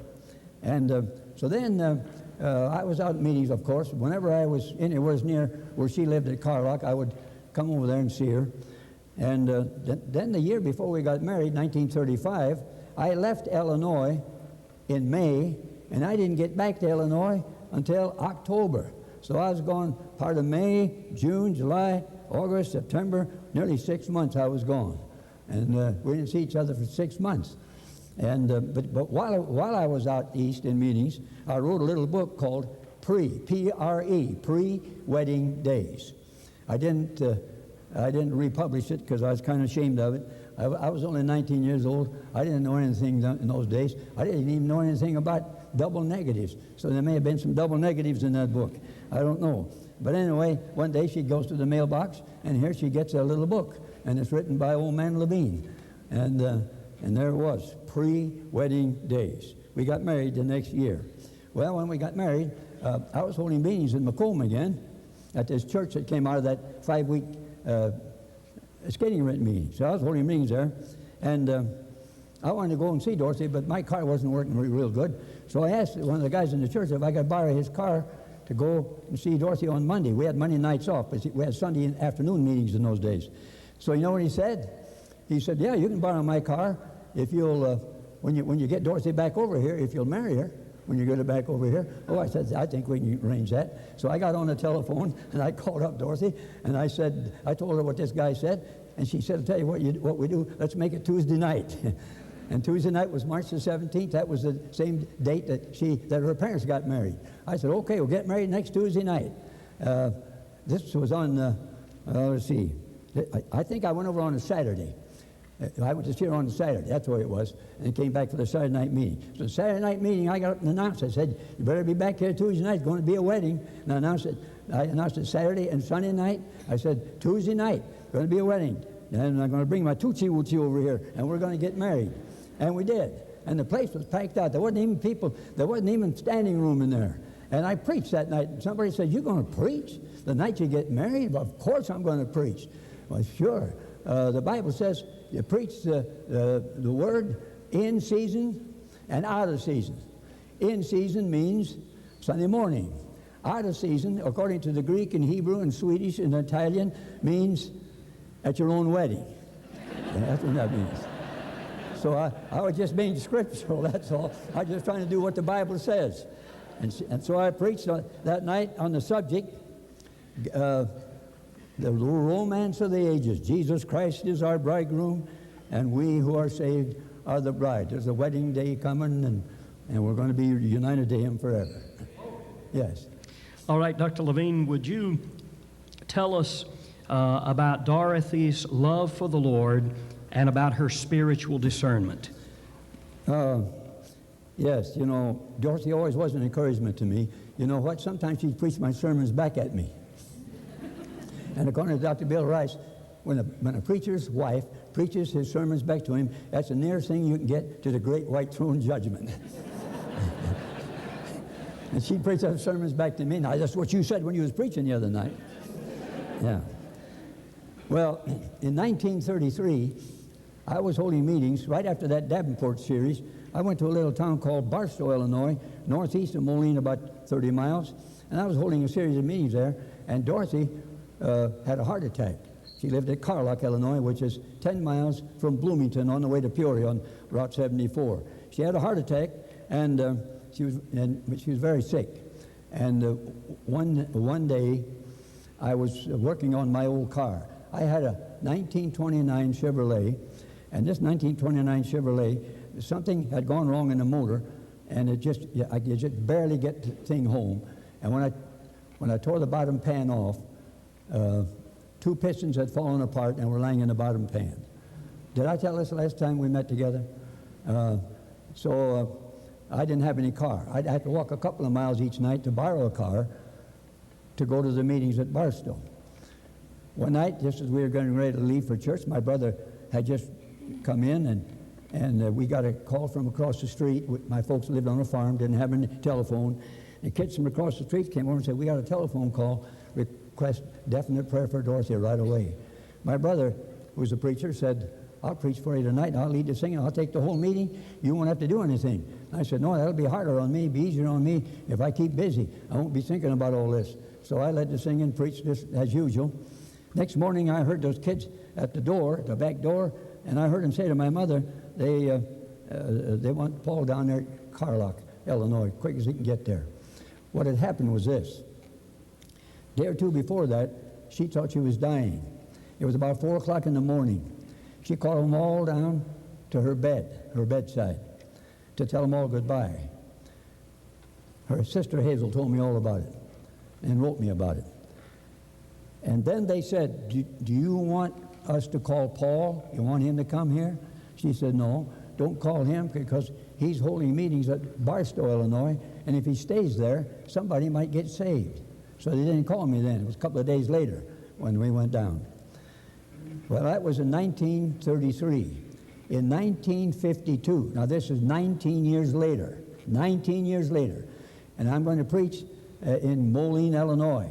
And when I got up to preach, the man introduced me, and he was one of the deacons of the church.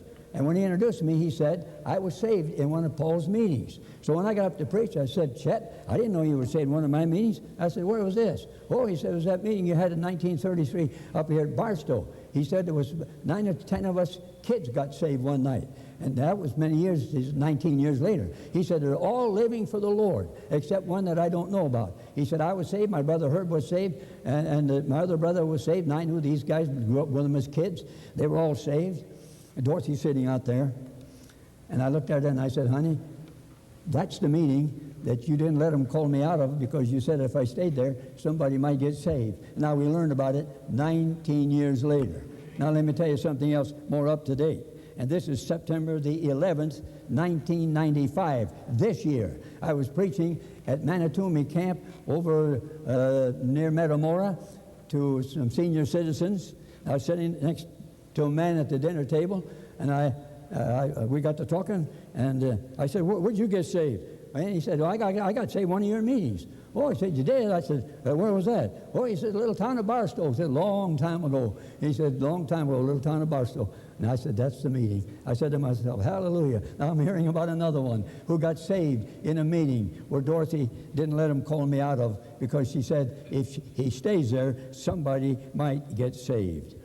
Well, when we first started the track work, or when the Lord put it in our laps, she worked hard at it. She ran it for about the first 17 years. I was out in meetings all the time. She got the mail. She read the mail. She made out the orders. She banked the money. She kept track of the books, and she did everything.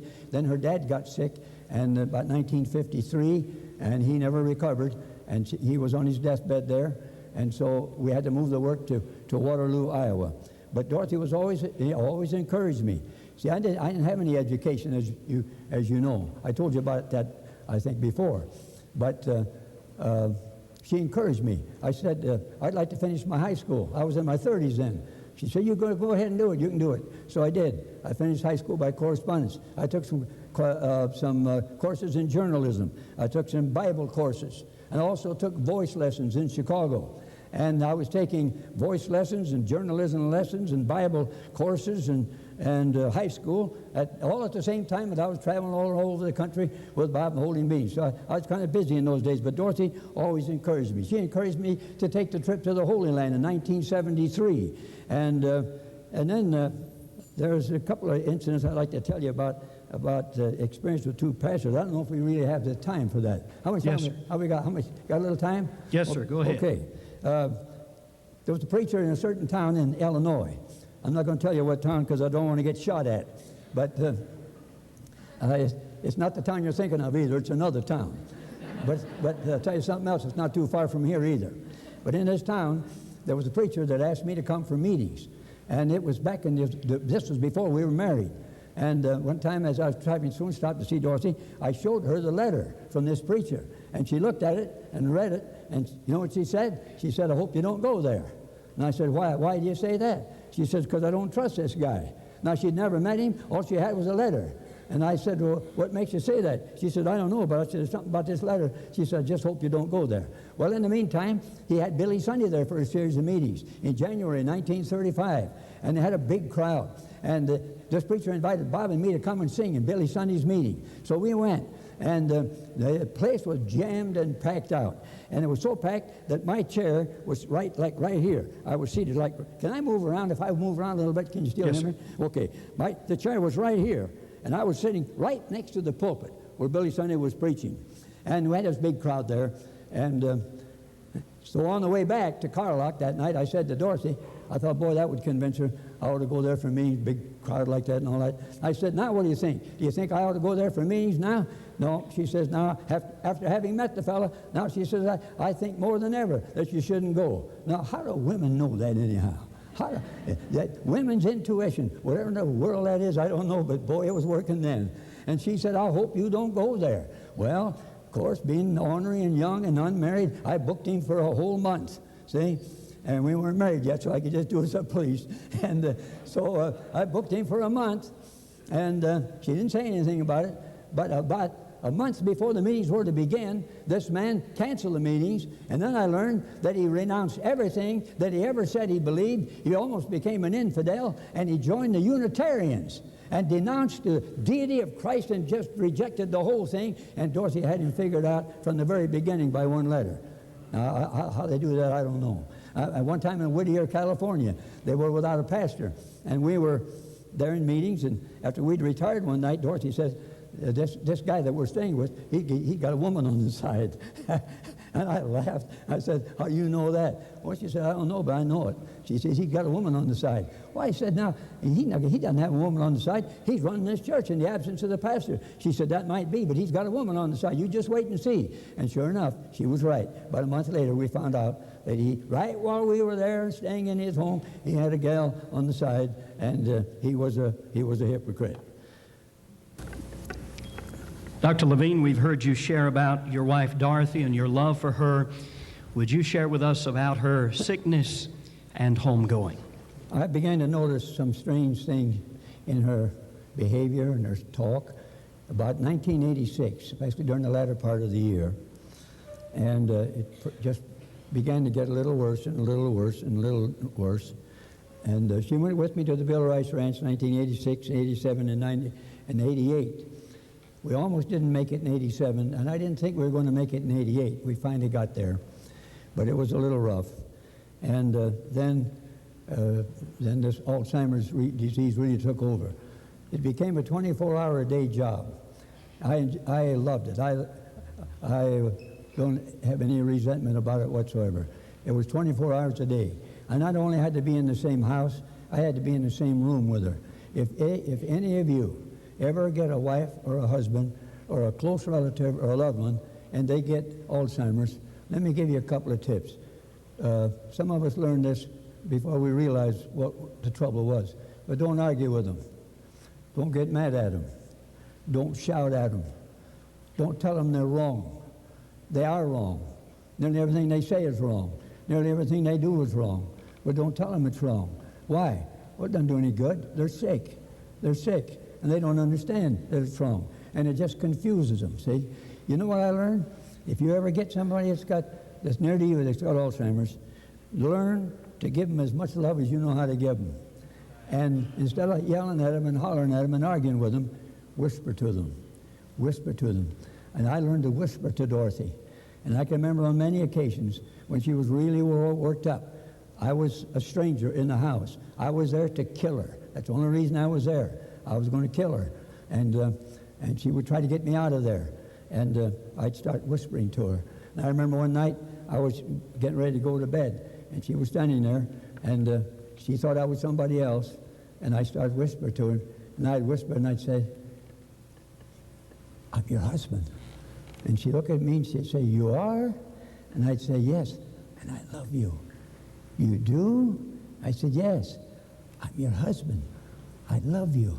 And I would talk to her, and if I talked a little while like that, she'd calm down. And after a little while, she calmed down, and once she retired for the night, she seemed to be all right. But those were rough years. You see, when they get Alzheimer's, they don't realize what they're doing. They get changed into a brand new person. She thought I was there to kill her, so she's going to defend herself. And twice she came at me with a big knife, big butcher knife that we got there. And I had a little trouble getting away from her. And after that, I hit them. I hid the knives, I hid the scissors, I hid anything that was sharp. I took the knobs off of the electric stove. I taped up the thermostat on the furnace. And one day she said to me, "I'm going to get you when you're sleeping." And one time after she said that, I found a knife under her pillow. That's when I hid everything. They're sick. They don't know. They don't realize. One night she got on the phone at 10 o'clock. We have a phone in the kitchen where it's pretty hard to sit down. We couldn't sit down at that time to use it. Didn't have a long wire. And she stood up, believe it or not now, she stood up from 10 o'clock at night till 6:45 the next morning on that telephone, dialing that telephone, talking into that telephone, trying to dial the police, she would dial our own number. You know, she forgot how to dial. At that time, she couldn't even dress herself, couldn't even find her clothes. And she dialed all night. And when she'd finally get somebody on the line, she would give them a long line. She said, "You know, I'm new in this town, and I haven't lived here very long, and I don't have a telephone book, and there's a man in here, and he's going to kill me. And would you please get the police?" She'd say to the operator. The police knew about it because I had told all the county police about it. And they would listen to her for a little while, hang up. She didn't know they'd hung up. She'd just keep on talking. But she would try to get me to go out of there. If I got anywhere near, she'd pick up anything that was loose and throw it at me.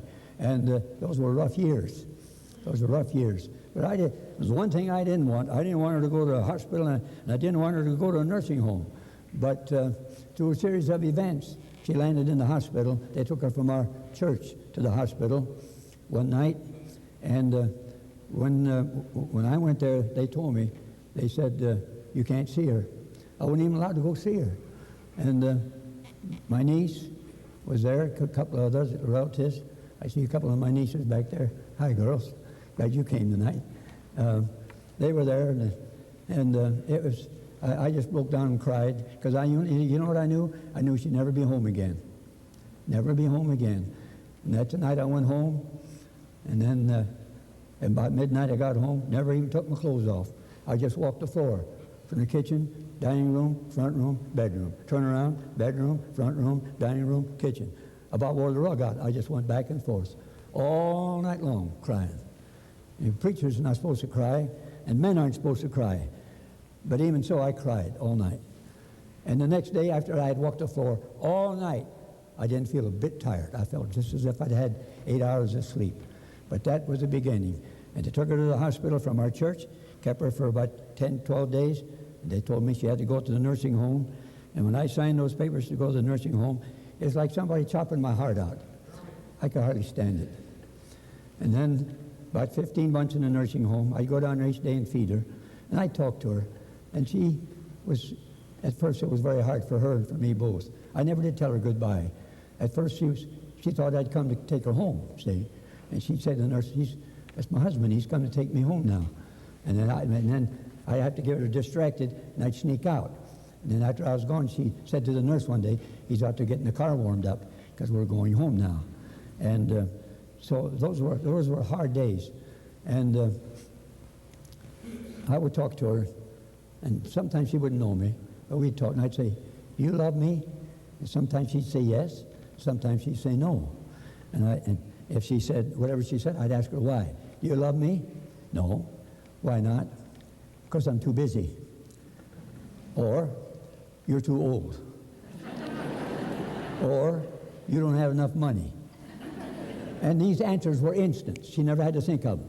They were instant answers. One day I said to her, "Do you love me?" She said, "Yes, I love you." I said, "Why?" She says, "Because you're so good to me. You don't treat me like Paul Levin does."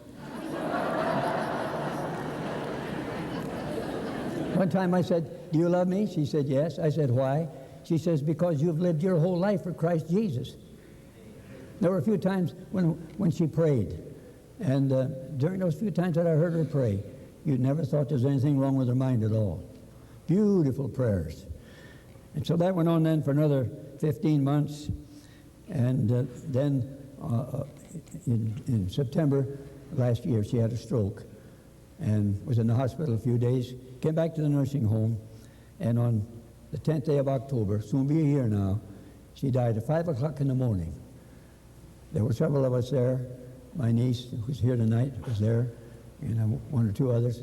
A lady from our church was there. You know Mrs. Howerton? How many of you folks know who Mrs. Dan Howerton? She was one of them. She was there all night with us. And I prayed. I said, Lord, don't let her suffer. Don't let her choke to death. I said, let her go to heaven easily.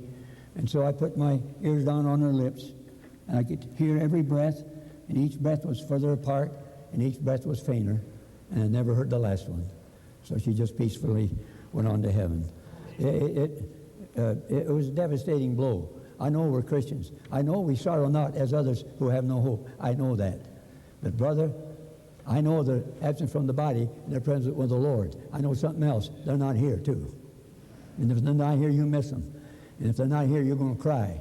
And if they're not here, your heart's going to be broken. See?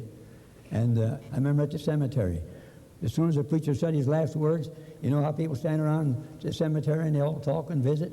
Boy, as soon as I could get out of there, I made a beeline for the car. And I sat in the car and bawled. Those were hard times. But I thank God I know where she is. She's in glory now, absent from the body, present with the Lord. And according to the way I feel sometimes, I don't think it's going to be very long till I'll see her again. Thank you, Brother Levin, for sharing that with us. One of the prominent ministries of your life has been the Bible tract ministry. You shared with us at the dinner table this evening. Almost 500 million tracts have been distributed over these years. How did the Bible tracts work get started, and how did Bible tract echoes begin? The editor of the magazine wrote me and asked me to send me a couple of three. He said, write me an article for my paper about every month, and I'll publish your schedule and I'll announce your meetings.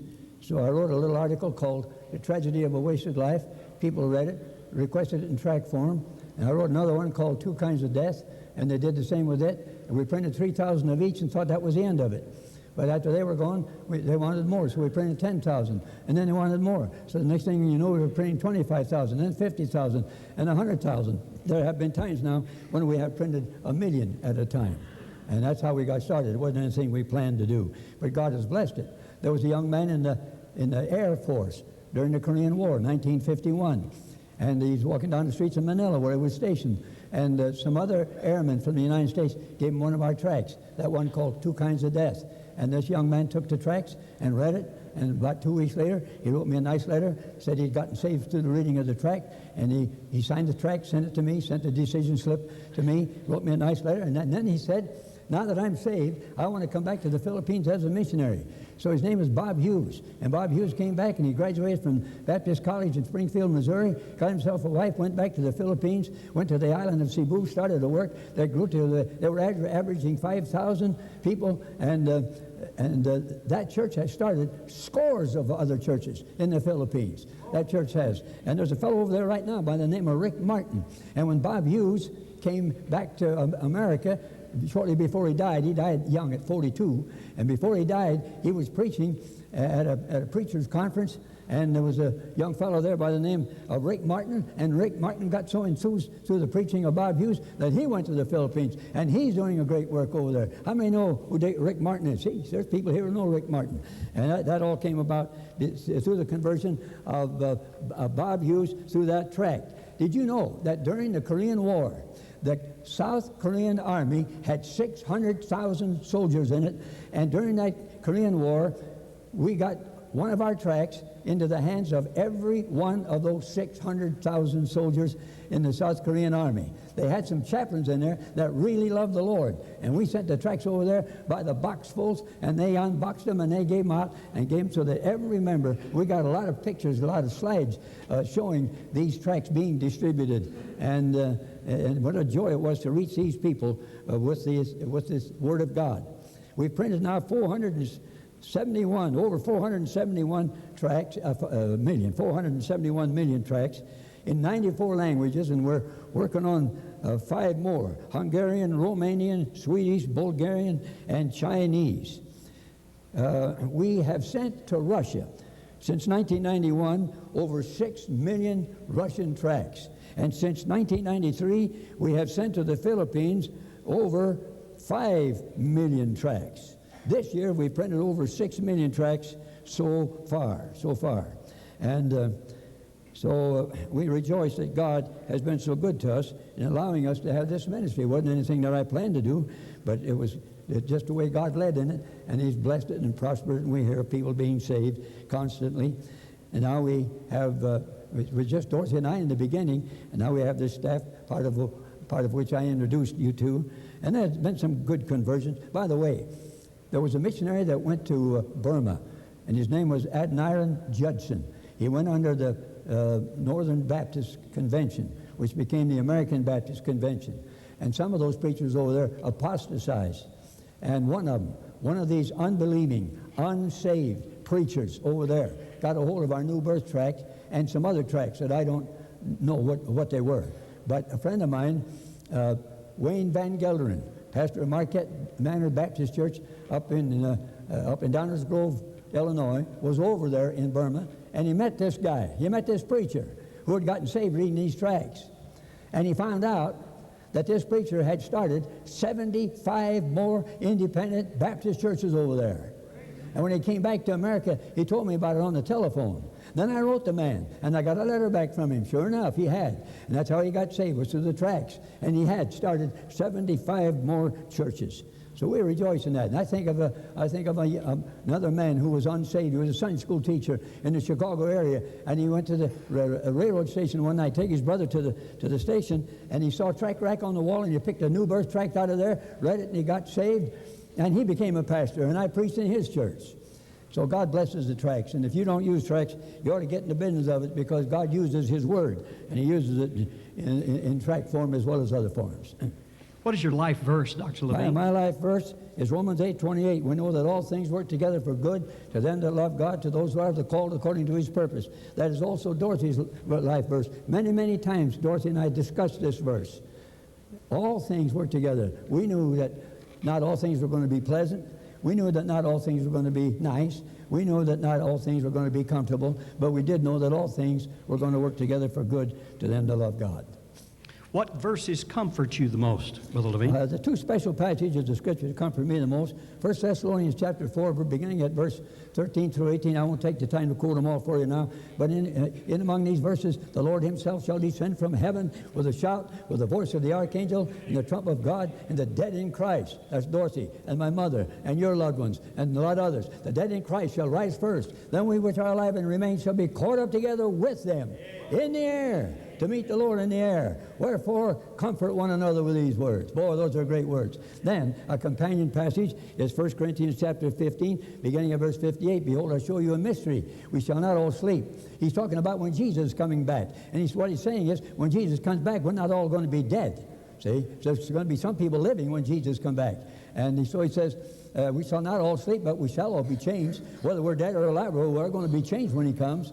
Why? Because He said, this corruptible, now that's the dead body in the grave, must put on incorruption. See? The dead in Christ shall rise first. Then He says, this mortal, that's the living body of those who are living. These living bodies must put on immortality. That's when we that are alive and remain shall be caught up together with Him in the clouds to meet the Lord in the air, and so shall we ever be with the Lord. And so these are the 2 verses that comfort me, especially now since Dorothy's illness and Dorothy's death.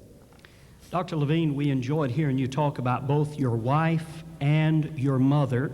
And we're wondering if you would share with us about your mother's faithfulness to church, her love for going to church and attending church. Yeah, she boy, did she ever want to go to church. Even if it was an English church and she didn't understand English. My mother and dad came from Sweden, as I already told you, and my mother never learned English. But if she couldn't get to a Swedish church, she'd go to an English church, just to be with Christians. Just to know that man out there was preaching out of the Bible. And sometimes the hymns that they sang in English, she could sing them in Swedish, you know. So she loved to go to church. When we lived on the farm, my dad wasn't as spiritual as my mother. And my dad worked hard. He worked long hours. We had the farm, and he was in the concrete business too. And so his hours weren't as regular. And sometimes if my dad wasn't out hitching up the horse and buggy by a certain time, my mother said, if he isn't hitching up the horse by a certain time, we'll start walking. We had a long way to church, boy. We had to walk all the way to Moline from out in the country, and then we had a long way to walk after we got to Moline. We didn't even have money for car fare. We didn't have a flashlight, didn't have a lantern, didn't have any lights. And on the way home, we always had to pass this farm where they had those two mean shepherd dogs. We'd walk on the other side of the road as far as we could get. Those dogs would come out snarling at us. But you know, we always went to church. Sometimes my dad would get the horse and buggy, and we'd hear him cloppity, cloppity, clop. We'd hear him coming, and he'd pick us up. And a little later on, we got to be big shots because we got a Model T Ford. And in the wintertime, you couldn't start a Model T, unless you jacked up the hind wheel. And I think I explained that to you last time we met. But anyway, if Dad wasn't out there hitching up the hind wheel of that Ford by a certain time, we were walking down the road. Sometimes he'd get it started, and if he did, he'd pick us up. Sometimes he didn't. But we got to church. I can remember walking to church fighting the sleet. I can remember walking to church with our head down because we didn't want the sleet in our faces. The one thing about it, we went to church, boy. We went to church. My mother decided that before I was born, that I was going to go to church. And not only did I go to church, I sat still in church. See? Now, no matter where I had to go or thought I had to go, I still didn't go. And I learned not to drink 6 gallons of water before church. See? And I had to go there and I had to sit still. I know there are cases where people get sick and they have to walk out. That's different. But I've been in places where the kids every night at a certain time, they all get up and leave, you know, get kind of bored. But no matter how bored I was, I stayed in church. My mother loved to go to church. She taught me church was important, and we ought to be there every time they turn the lights on. We see the picture of your father there. Yes, would you that's tell my us? Dad, and that's my little nephew and my mother. Any special remembrances about your father? One of the hardest working men I've ever around. Tough as nails, never had an ounce of either fat or suet, either one on him. And he was saved, but he was so busy working and everything. But I'll never forget how hard a worker he was. And I'll never forget the godliness of my mother. What are some specific answers to prayer that you especially remember, Brother Levin? One I've already told you about, there was a conversion of my sister in Davenport, Iowa in 1933. Another thing happened one time. Bob and I used to pull a trailer. And because we hauled a lot of stuff around, I always hauled my office with me everywhere I went and set up an office everywhere. And we had all this stuff. And so I had a little trailer because I didn't have much room in the little car I owned. And one day, as we were approaching Van Wert, Ohio, the trailer hitch broke. But I had a chain around it, and that kept the trailer from taking off into the next county somewhere. And it could have been dangerous. The trailer could have hit a bus, killed a bunch of people, could have hit a car, you know. But the trailer hitch was just dragging along the ground. And so I pulled in to the first oil station I could find. As soon as I got to town, right inside town, right there, real close, was an oil station. I was driving a 1930 Chevrolet. Those 30 Chevrolets had the spare tire hung on the back. And on each side of the spare tire was a little bumper that big. And this trailer hitch was a 2x6 bolted to these two bumpers. And then it had a special trailer hitch that fit the tongue of my trailer. Well, there I was. The whole thing was broken all to pieces. And, you know, it was a homemade deal. I knew that it's going to take quite a while to make one. And I told the man, I said, we've got a meeting tonight right here, pretty close. And I said, I don't know what I'm going to do. And I showed him what it was. You know, he grinned at me. And he said, you know what? In my backyard, I've got a trailer hitch made exactly like the one that broke. It made exactly for this model car. And he says, it's lying out in the backyard. I'll bolt it on it for you. In 5 minutes, we were on our way. The only oil station in the United States where they had a trailer hitch already built to fit my car and the trailer hitch. That was the only place, and that's where the thing broke, right there by that oil station. So I guess got to think the good Lord is looking after us. Wouldn't you think so? Yeah, I think so too. Dr. Okay. Levin, a while ago you mentioned hearing Billy Sunday preach. And a lot of us have heard of Billy Sunday. Could you tell us what it was like listening to him preach? Okay, I'll try to make it brief. Remember I told you I had my chair right here?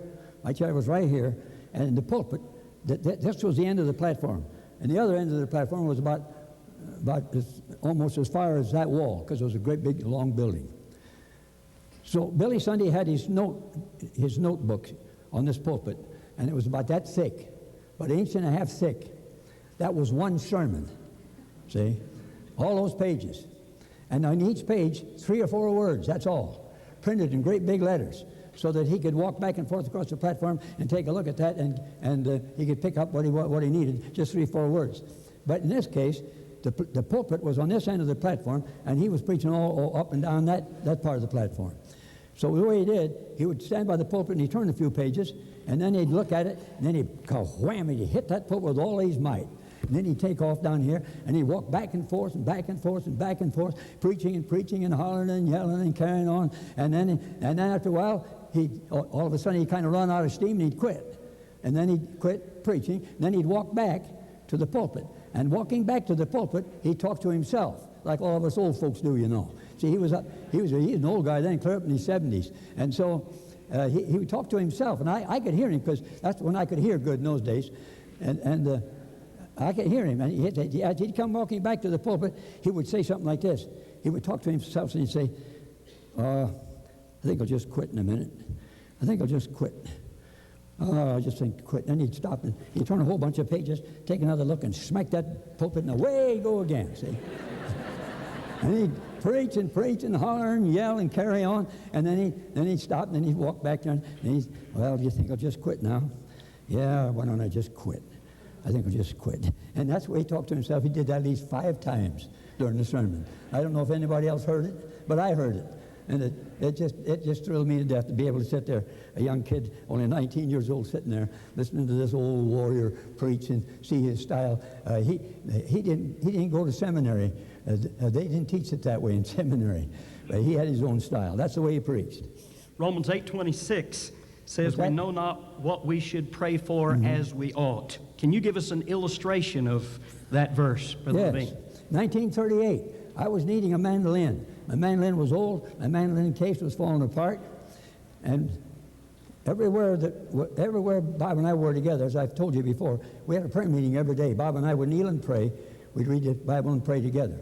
But then sometimes I'd pray by myself. So one day, this was out in the hills of Pennsylvania, Martinsburg, Pennsylvania. I was on my knees one day praying. And all of a sudden, I heard myself praying for a mandolin. I didn't intend to pray for a mandolin. Didn't have it on my mind. Never entered my mind to pray for a mandolin. And all of a sudden, I'm praying for one. And I almost stopped and had a big argument with myself. And I said, what are you praying for? Well, I'm praying for a mandolin. Well, why are you praying for a mandolin? Well, you need a mandolin. I know, but I don't have any money for a mandolin. Well, I know that. That's why you're praying. See? We just had a little fuss there. And I thought, well, isn't this strange? I didn't intend to pray for a mandolin. Here I am praying for one. I never told anybody. I didn't tell the preacher, never told a soul. That night, that same night, the preacher, R.I. Humbert, if you've ever seen any R.I. Humbert's books, you know who I mean. R.I. Humbert got up. This was a union campaign out there in Pennsylvania. He was one of the preachers. He said, you know, Paul needs a new mandolin. And maybe there's somebody in this crowd would like to help Paul get a new mandolin. I didn't tell him I needed a mandolin. I didn't even tell him I'd prayed about it. He didn't know a thing about it. There was a lady in the audience, and her name was Dorothy Wineland. When the service was over, this lady, a maiden lady, came up to me, and she said, you know, for the last couple of days, I've been praying about giving you some money toward a mandolin. But she said, I was afraid to tell you about it. I was afraid I might offend you. Well, I said, you don't offend preachers when you talk to them about things like that. Well, she said, I've got some money here toward the mandolin. Now listen, that morning I prayed for a mandolin, but I didn't intend to. That night, the preacher who didn't know I was praying gets up and makes that announcement. The lady had already been praying 2 days about giving me some money for a mandolin that I was praying for, even though I didn't know I was praying for it. And the preacher didn't know about her, and he didn't know about me, and all of it meshed and timed at the same time that I prayed that morning. He made the announcement that night. She'd already been praying 2 days, and the money showed up. She gave me $50 toward the mandolin. That'd be like about $300-400 now.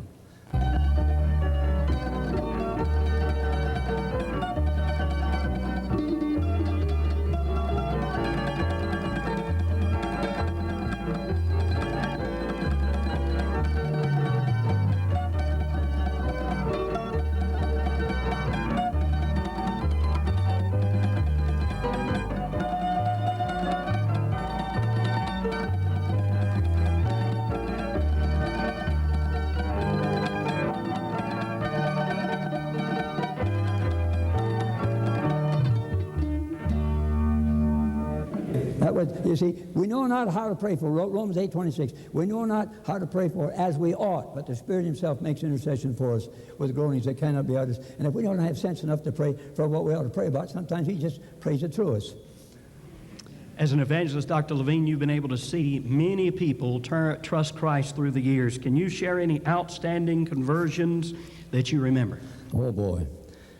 I like to think of some. I remember Meadville, Pennsylvania. I was there for a number of meetings, and there were two brothers there. One of them was saved. His name was Art. And he had a brother there by the name of Fred. Fred was a drunkard. And we came back for one of our meetings, and Fred's wife had died. And Fred, instead of taking the insurance money from her insurance policies, instead of taking that money and paying the doctor bills, hospital bills, and funeral expenses, you know what he did with that money? He boozed it all up. He just drank it all up. And he didn't pay any bills. He just took all the insurance money and just soaked it up in whiskey. He was really in bad shape. And whiskey had him by the throat and was strangling the life out of him. I came to town and I heard about it. And I said, well, where is Fred? And the preacher said, I don't know, but let's see if we can find him. So I said, let's try to find him. So we went to every saloon we could find. We went to every honky-tonk. We went to every hellhole. We went everywhere, all around that city, hunting for Fred. We never did find him. Finally, we got a tip, and somebody says, we believe that Fred's got a little room in a certain place over here on a certain street. And so I said to the preacher, let's go try to find him. We found him. We went in there, and he had a little room, and he had some furniture left over from his home. It was stashed in there, and he was sleeping on an army cot, and the stench of whiskey was nauseating, and the booze and beer bottles all over the floor. That's what we walked into. The smell of whiskey and all of this mess, and Fred asleep. We woke him up. Fred knew me because I'd been in town before. And Fred said to me, he said, I'll talk to you, but I won't talk to the preacher. The preacher had a way about him that he turned people off, see? And if the preacher would have talked to him, he'd have bawled him out for getting drunk and not paying his bills. So he knew that. So he said to me, and he said to the preacher, he said, I won't talk to you. He said, I'll talk to Paul, but I don't want to talk to you. So the preacher left. So I just sat down alongside of Fred. I sat there on the army cot with him. I put my arm around him, and we just sat there for a while. And I said, Fred, I said, you know, God still loves you. And I said, not only that, I said, well, I love you too, Fred. I said, oh, I love you. And he didn't want to drink, but he was a slave of drink, see? And I said, you need to get straightened out with God. He said, I know that. And he did. And we got this matter of salvation straightened out while I was there. Then I said, I'll tell you what you do, Fred. Now I said, look, if you get downtown and get near one of those saloons, you'll be tempted to go back in there. And I said, don't go downtown anymore. Don't go near those saloons. Don't go near those hellholes. Don't go near those people that'll tempt you to drink that whiskey. And I said, now I'll tell you what to do, Fred. And I said, you know where I'm staying. He said, I know where you're staying. I said, as soon as you get up in the morning, you come over to where I'm staying. And you stay in my room till noon. Then we'll go out and eat. Then we'll come back to my room. And then you stay in my room till church time. And then we'll go get a bite to eat. Then you go to church with me. Now I want you to do that every day. I want you to stay with me every day. I said, would you do that? He said, sure. So he did. And as soon as he got his breakfast, he come on and he stayed in my room. He didn't bother me. I went about my work, my studying and everything what I had to do. And he stayed there. We went out at noon. He stayed all afternoon. He went to church at night. You know what? He got the victory over liquor. And the next time I came back for the next series of meetings, Fred was one of the deacons of that church. Amen. That's what God can do. But you got to love people. You can't be everlastingly blasting them and criticizing them. People are born into the kingdom of God. They're translated into the from the kingdom of darkness into the kingdom of His dear light. They are not pushed in. They're not badgered in. They're not argued in. See? God does the work. They're translated in. And we got to love them. That's one case. I remember another case. I was staying with a man, and he said, my uncle, Walt, is 90-some years old. He hadn't been in church since he was 7. That meant that he hadn't been in church in about 80 years, or over 80 years. He wouldn't go to church for a wedding, funeral, or anything. Just wouldn't go. He was a filthy-minded old man. He spent his days downtown in this town of about 6,000 to 7,000 population in northern Michigan, and he would sit around there with a bunch of those guys all smoking their pipes and swapping dirty stories. That's what he loved to do. But he wouldn't go to church. We were staying with his nephew. His nephew said, my Uncle Walt told me a couple of weeks ago never to speak to him again about the Lord Jesus. He ordered me, no more. I'm not interested, don't want to hear about it. But he said, I think I'll take Bob. Bob was my blind singer. I'll take Bob on Saturday. That was our last Saturday there. I think I'll take Bob out and let Bob sing for him.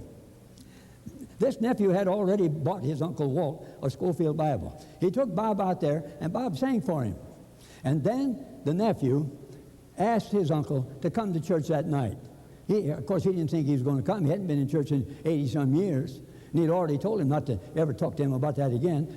But he invited him anyway. Come on to church tonight, would you, Uncle Walt? And lo and behold, he showed up. He sat about the fourth seat from the front on the middle aisle, like right over there. And there he sat. The people looked around. Everybody knew this man. See, a little town like that, everybody knew Uncle Walt. Old cussing man, filthy-minded man, dirty story man. Everybody knew Uncle Walt. Never went to church. Loud-mouthed infidel. And there he sat. Well, I don't remember the sermon, but I preached about, I preached on, it's one another man wants to die, and after this, a judgment. I preached about death and judgment. When I got through preaching, I said, if you're not saved, you want to be saved, raise your hand and we'll pray for you. Uncle Walt shot his hand up. Boy, just like that. First time been in church in over 80 years. And across from him, one row back, about where Brother Blake is sitting right there, he's the good fellow in this row right here, there sat the nephew. The nephew saw Uncle Walt raise his hand. We started to sing the invitation song. And the nephew said to himself, I don't know if I should go and speak to Uncle Walt or not. He told me never to talk to him about this again. But he raised his hand for prayer, so he went over, put his arm around Uncle Walt. He said, Uncle Walt, you raised your hand a minute ago, said you wanted to pray for you. He said, Uncle Walt, would you like to get saved? And Uncle Walt said, yes, just like that, just like that. Oh, man. So next thing I know, here came Uncle Walt and his nephew down the aisle. They went to a prayer room, like right over here, took him in there. And I waited around to see what was going to happen. After a while, they came out. It was a little while, too. And they came out, and boy, they were both smiling, and they were both happy. And I asked the man we were staying with, I said, what happened when you went in that room? How'd you deal with him? Well, when we got in there, see, this is all brand new and strange to Uncle Walt. Uncle Walt didn't know anything about what was going on, except that he was going to hell if he didn't get saved. He found that out during the sermon. He better get saved. So he's going to die and go to hell if he didn't get saved. So when he got in the prayer room, he said to his nephew, what am I supposed to do now? And his nephew said, you're supposed to get down on your knees and tell God what a mean, no good, filthy, rotten sinner you've been all your life. Well, he said, I'll do that. So this old man gets on his knees, and he confesses he's been a wicked old sinner all his life. And then he turned to his nephew and said, what am I supposed to do now? Then he explained the gospel to him, how that Christ died for sins, and he could be saved by receiving Christ. And he received Christ and was born again. Oh, boy, he got saved. It spread all over town. The next Monday, this happened on Sunday night, the next day, he went downtown, went to that old gang. He said, I'm not coming down here anymore. I'm not coming down here and tell these dirty stories anymore. I got religion the other night. I'm saved now. And he quit that gang. He lived 3 years. During those 3 years, he read the Bible through 3 times. He witnessed. He went to Chicago, witnessed all of his relatives. And one day he dropped over dead in the arms of one of his relatives in Chicago. That story got to the Sword of the Lord on the front page. The Sword of the Lord says, the conversion of Uncle Walt. I'll never forget about it. I'll never forget it. One time in a meeting up in Michigan, there was a little church, a little town in Michigan. Every time we went there, we had a harvest of souls. There was a bunch of men in that church that did a lot of witnessing, and they always had unsaved people coming. One night when I got through preaching, well, if you want to be saved, come down here, we'll lead you to Christ. Down the aisle came a man and his wife. The preacher walked up to me and he said, that man that just came forward is the town drunk. This was a little town of about 500-600 people. He's our town drunk. Everybody knows him. He's a drunkard. Well, God specializes in saving all kinds, you know. So that night, I found this out later, that night when he walked out, he always carried a big bunch of cigars in his shirt pocket. And that night when he walked out, when he got outside the church, he took 3 or 4 of these cigars out of his pocket. He said to his wife, I won't need these anymore. He's only been saved about 10 minutes. He says, I won't need these anymore. And he tore them up and threw them away. See, that was on, I think, on a Friday or Saturday night. Monday came. At work. One of the guys saw him at work, and he didn't have his cigars in there. And one of the guys said, hey, his name is Olin. He said, Mr. Olin, where's all your cigars?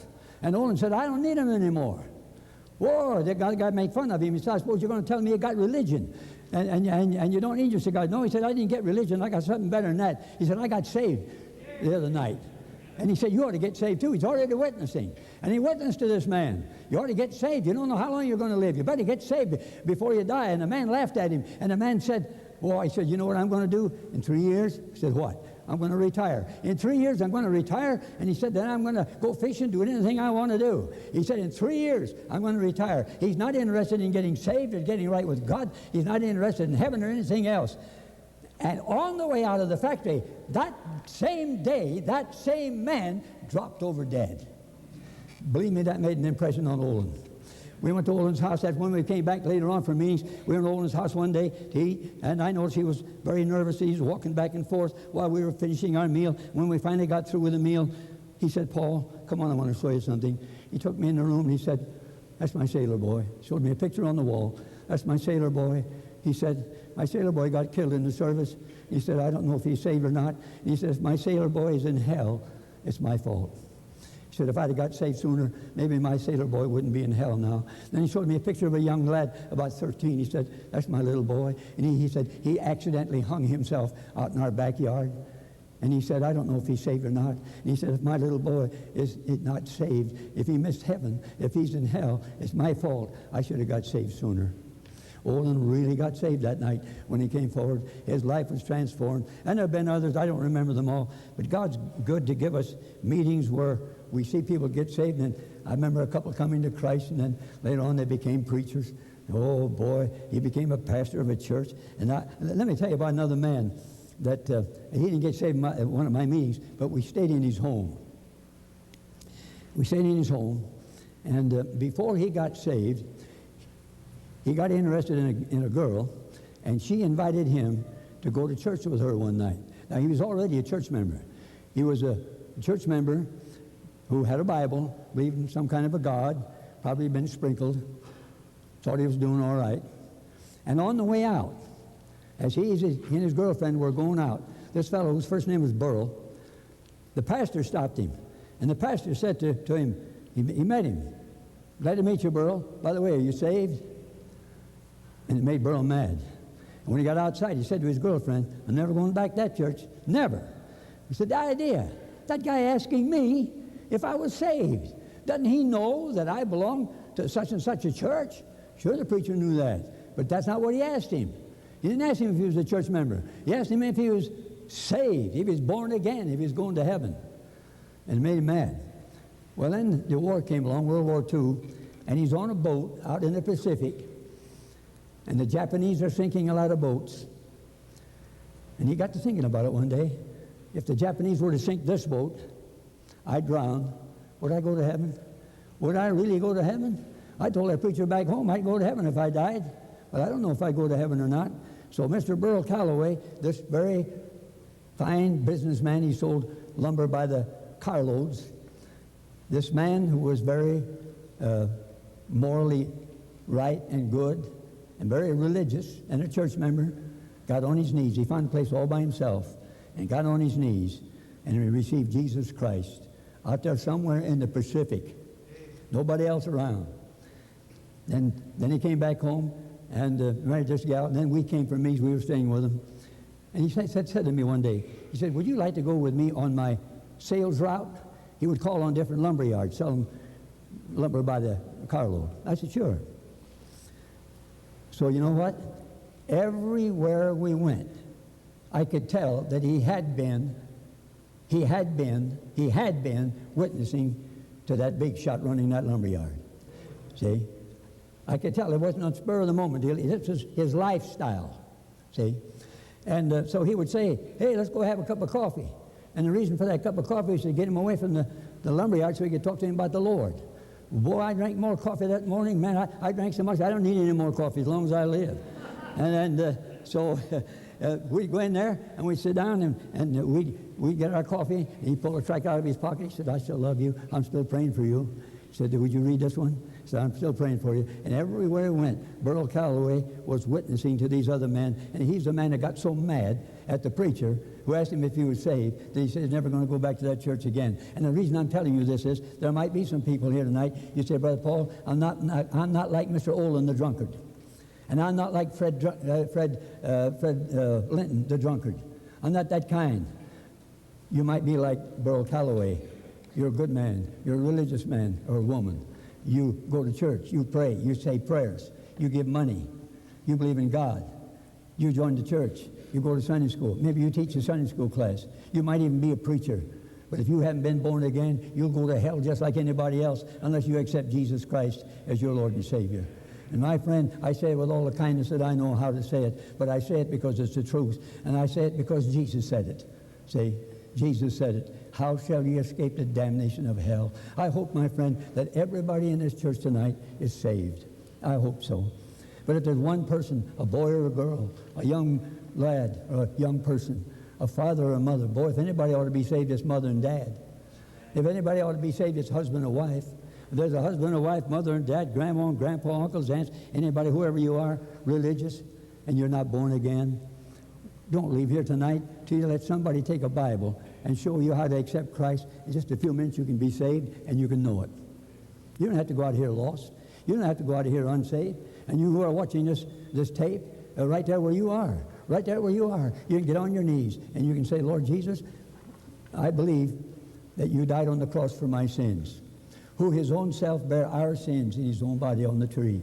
Christ also suffered for sins, the just for the unjust, that he might bring us to God. He takes you to God. He takes you to heaven. The church doesn't. The lodge doesn't. You don't. See? He does it. But in order for him to do it, he had to die for your sins first. And so God commendeth his love toward us in that while we were yet sinners, Christ died for us. And you bow your head and say, Lord, I believe you died on the cross for my sins. I believe you died in my place. The wages of sin is death. You took my death upon yourself. I believe you're alive. I'm a lost sinner. I am helpless. I can't save myself. But I cast myself on your mercy. Right now I trust in you to save my soul, forgive my sins, and give me everlasting life. And whether you're a Fred Linton drunkard or whether you're a Burl Calloway religious good man, you both get saved the same way, by trusting in Jesus Christ. And I hope you'll do it right now. God bless you. The tree of life and crystal stream I'm longing to behold, but I want to see my Savior first of all. I want to see that motherhood is waiting on that shore, and many bygone days we will recall. I want to see each loved one who has journeyed on before, but I want to see my Savior first of all.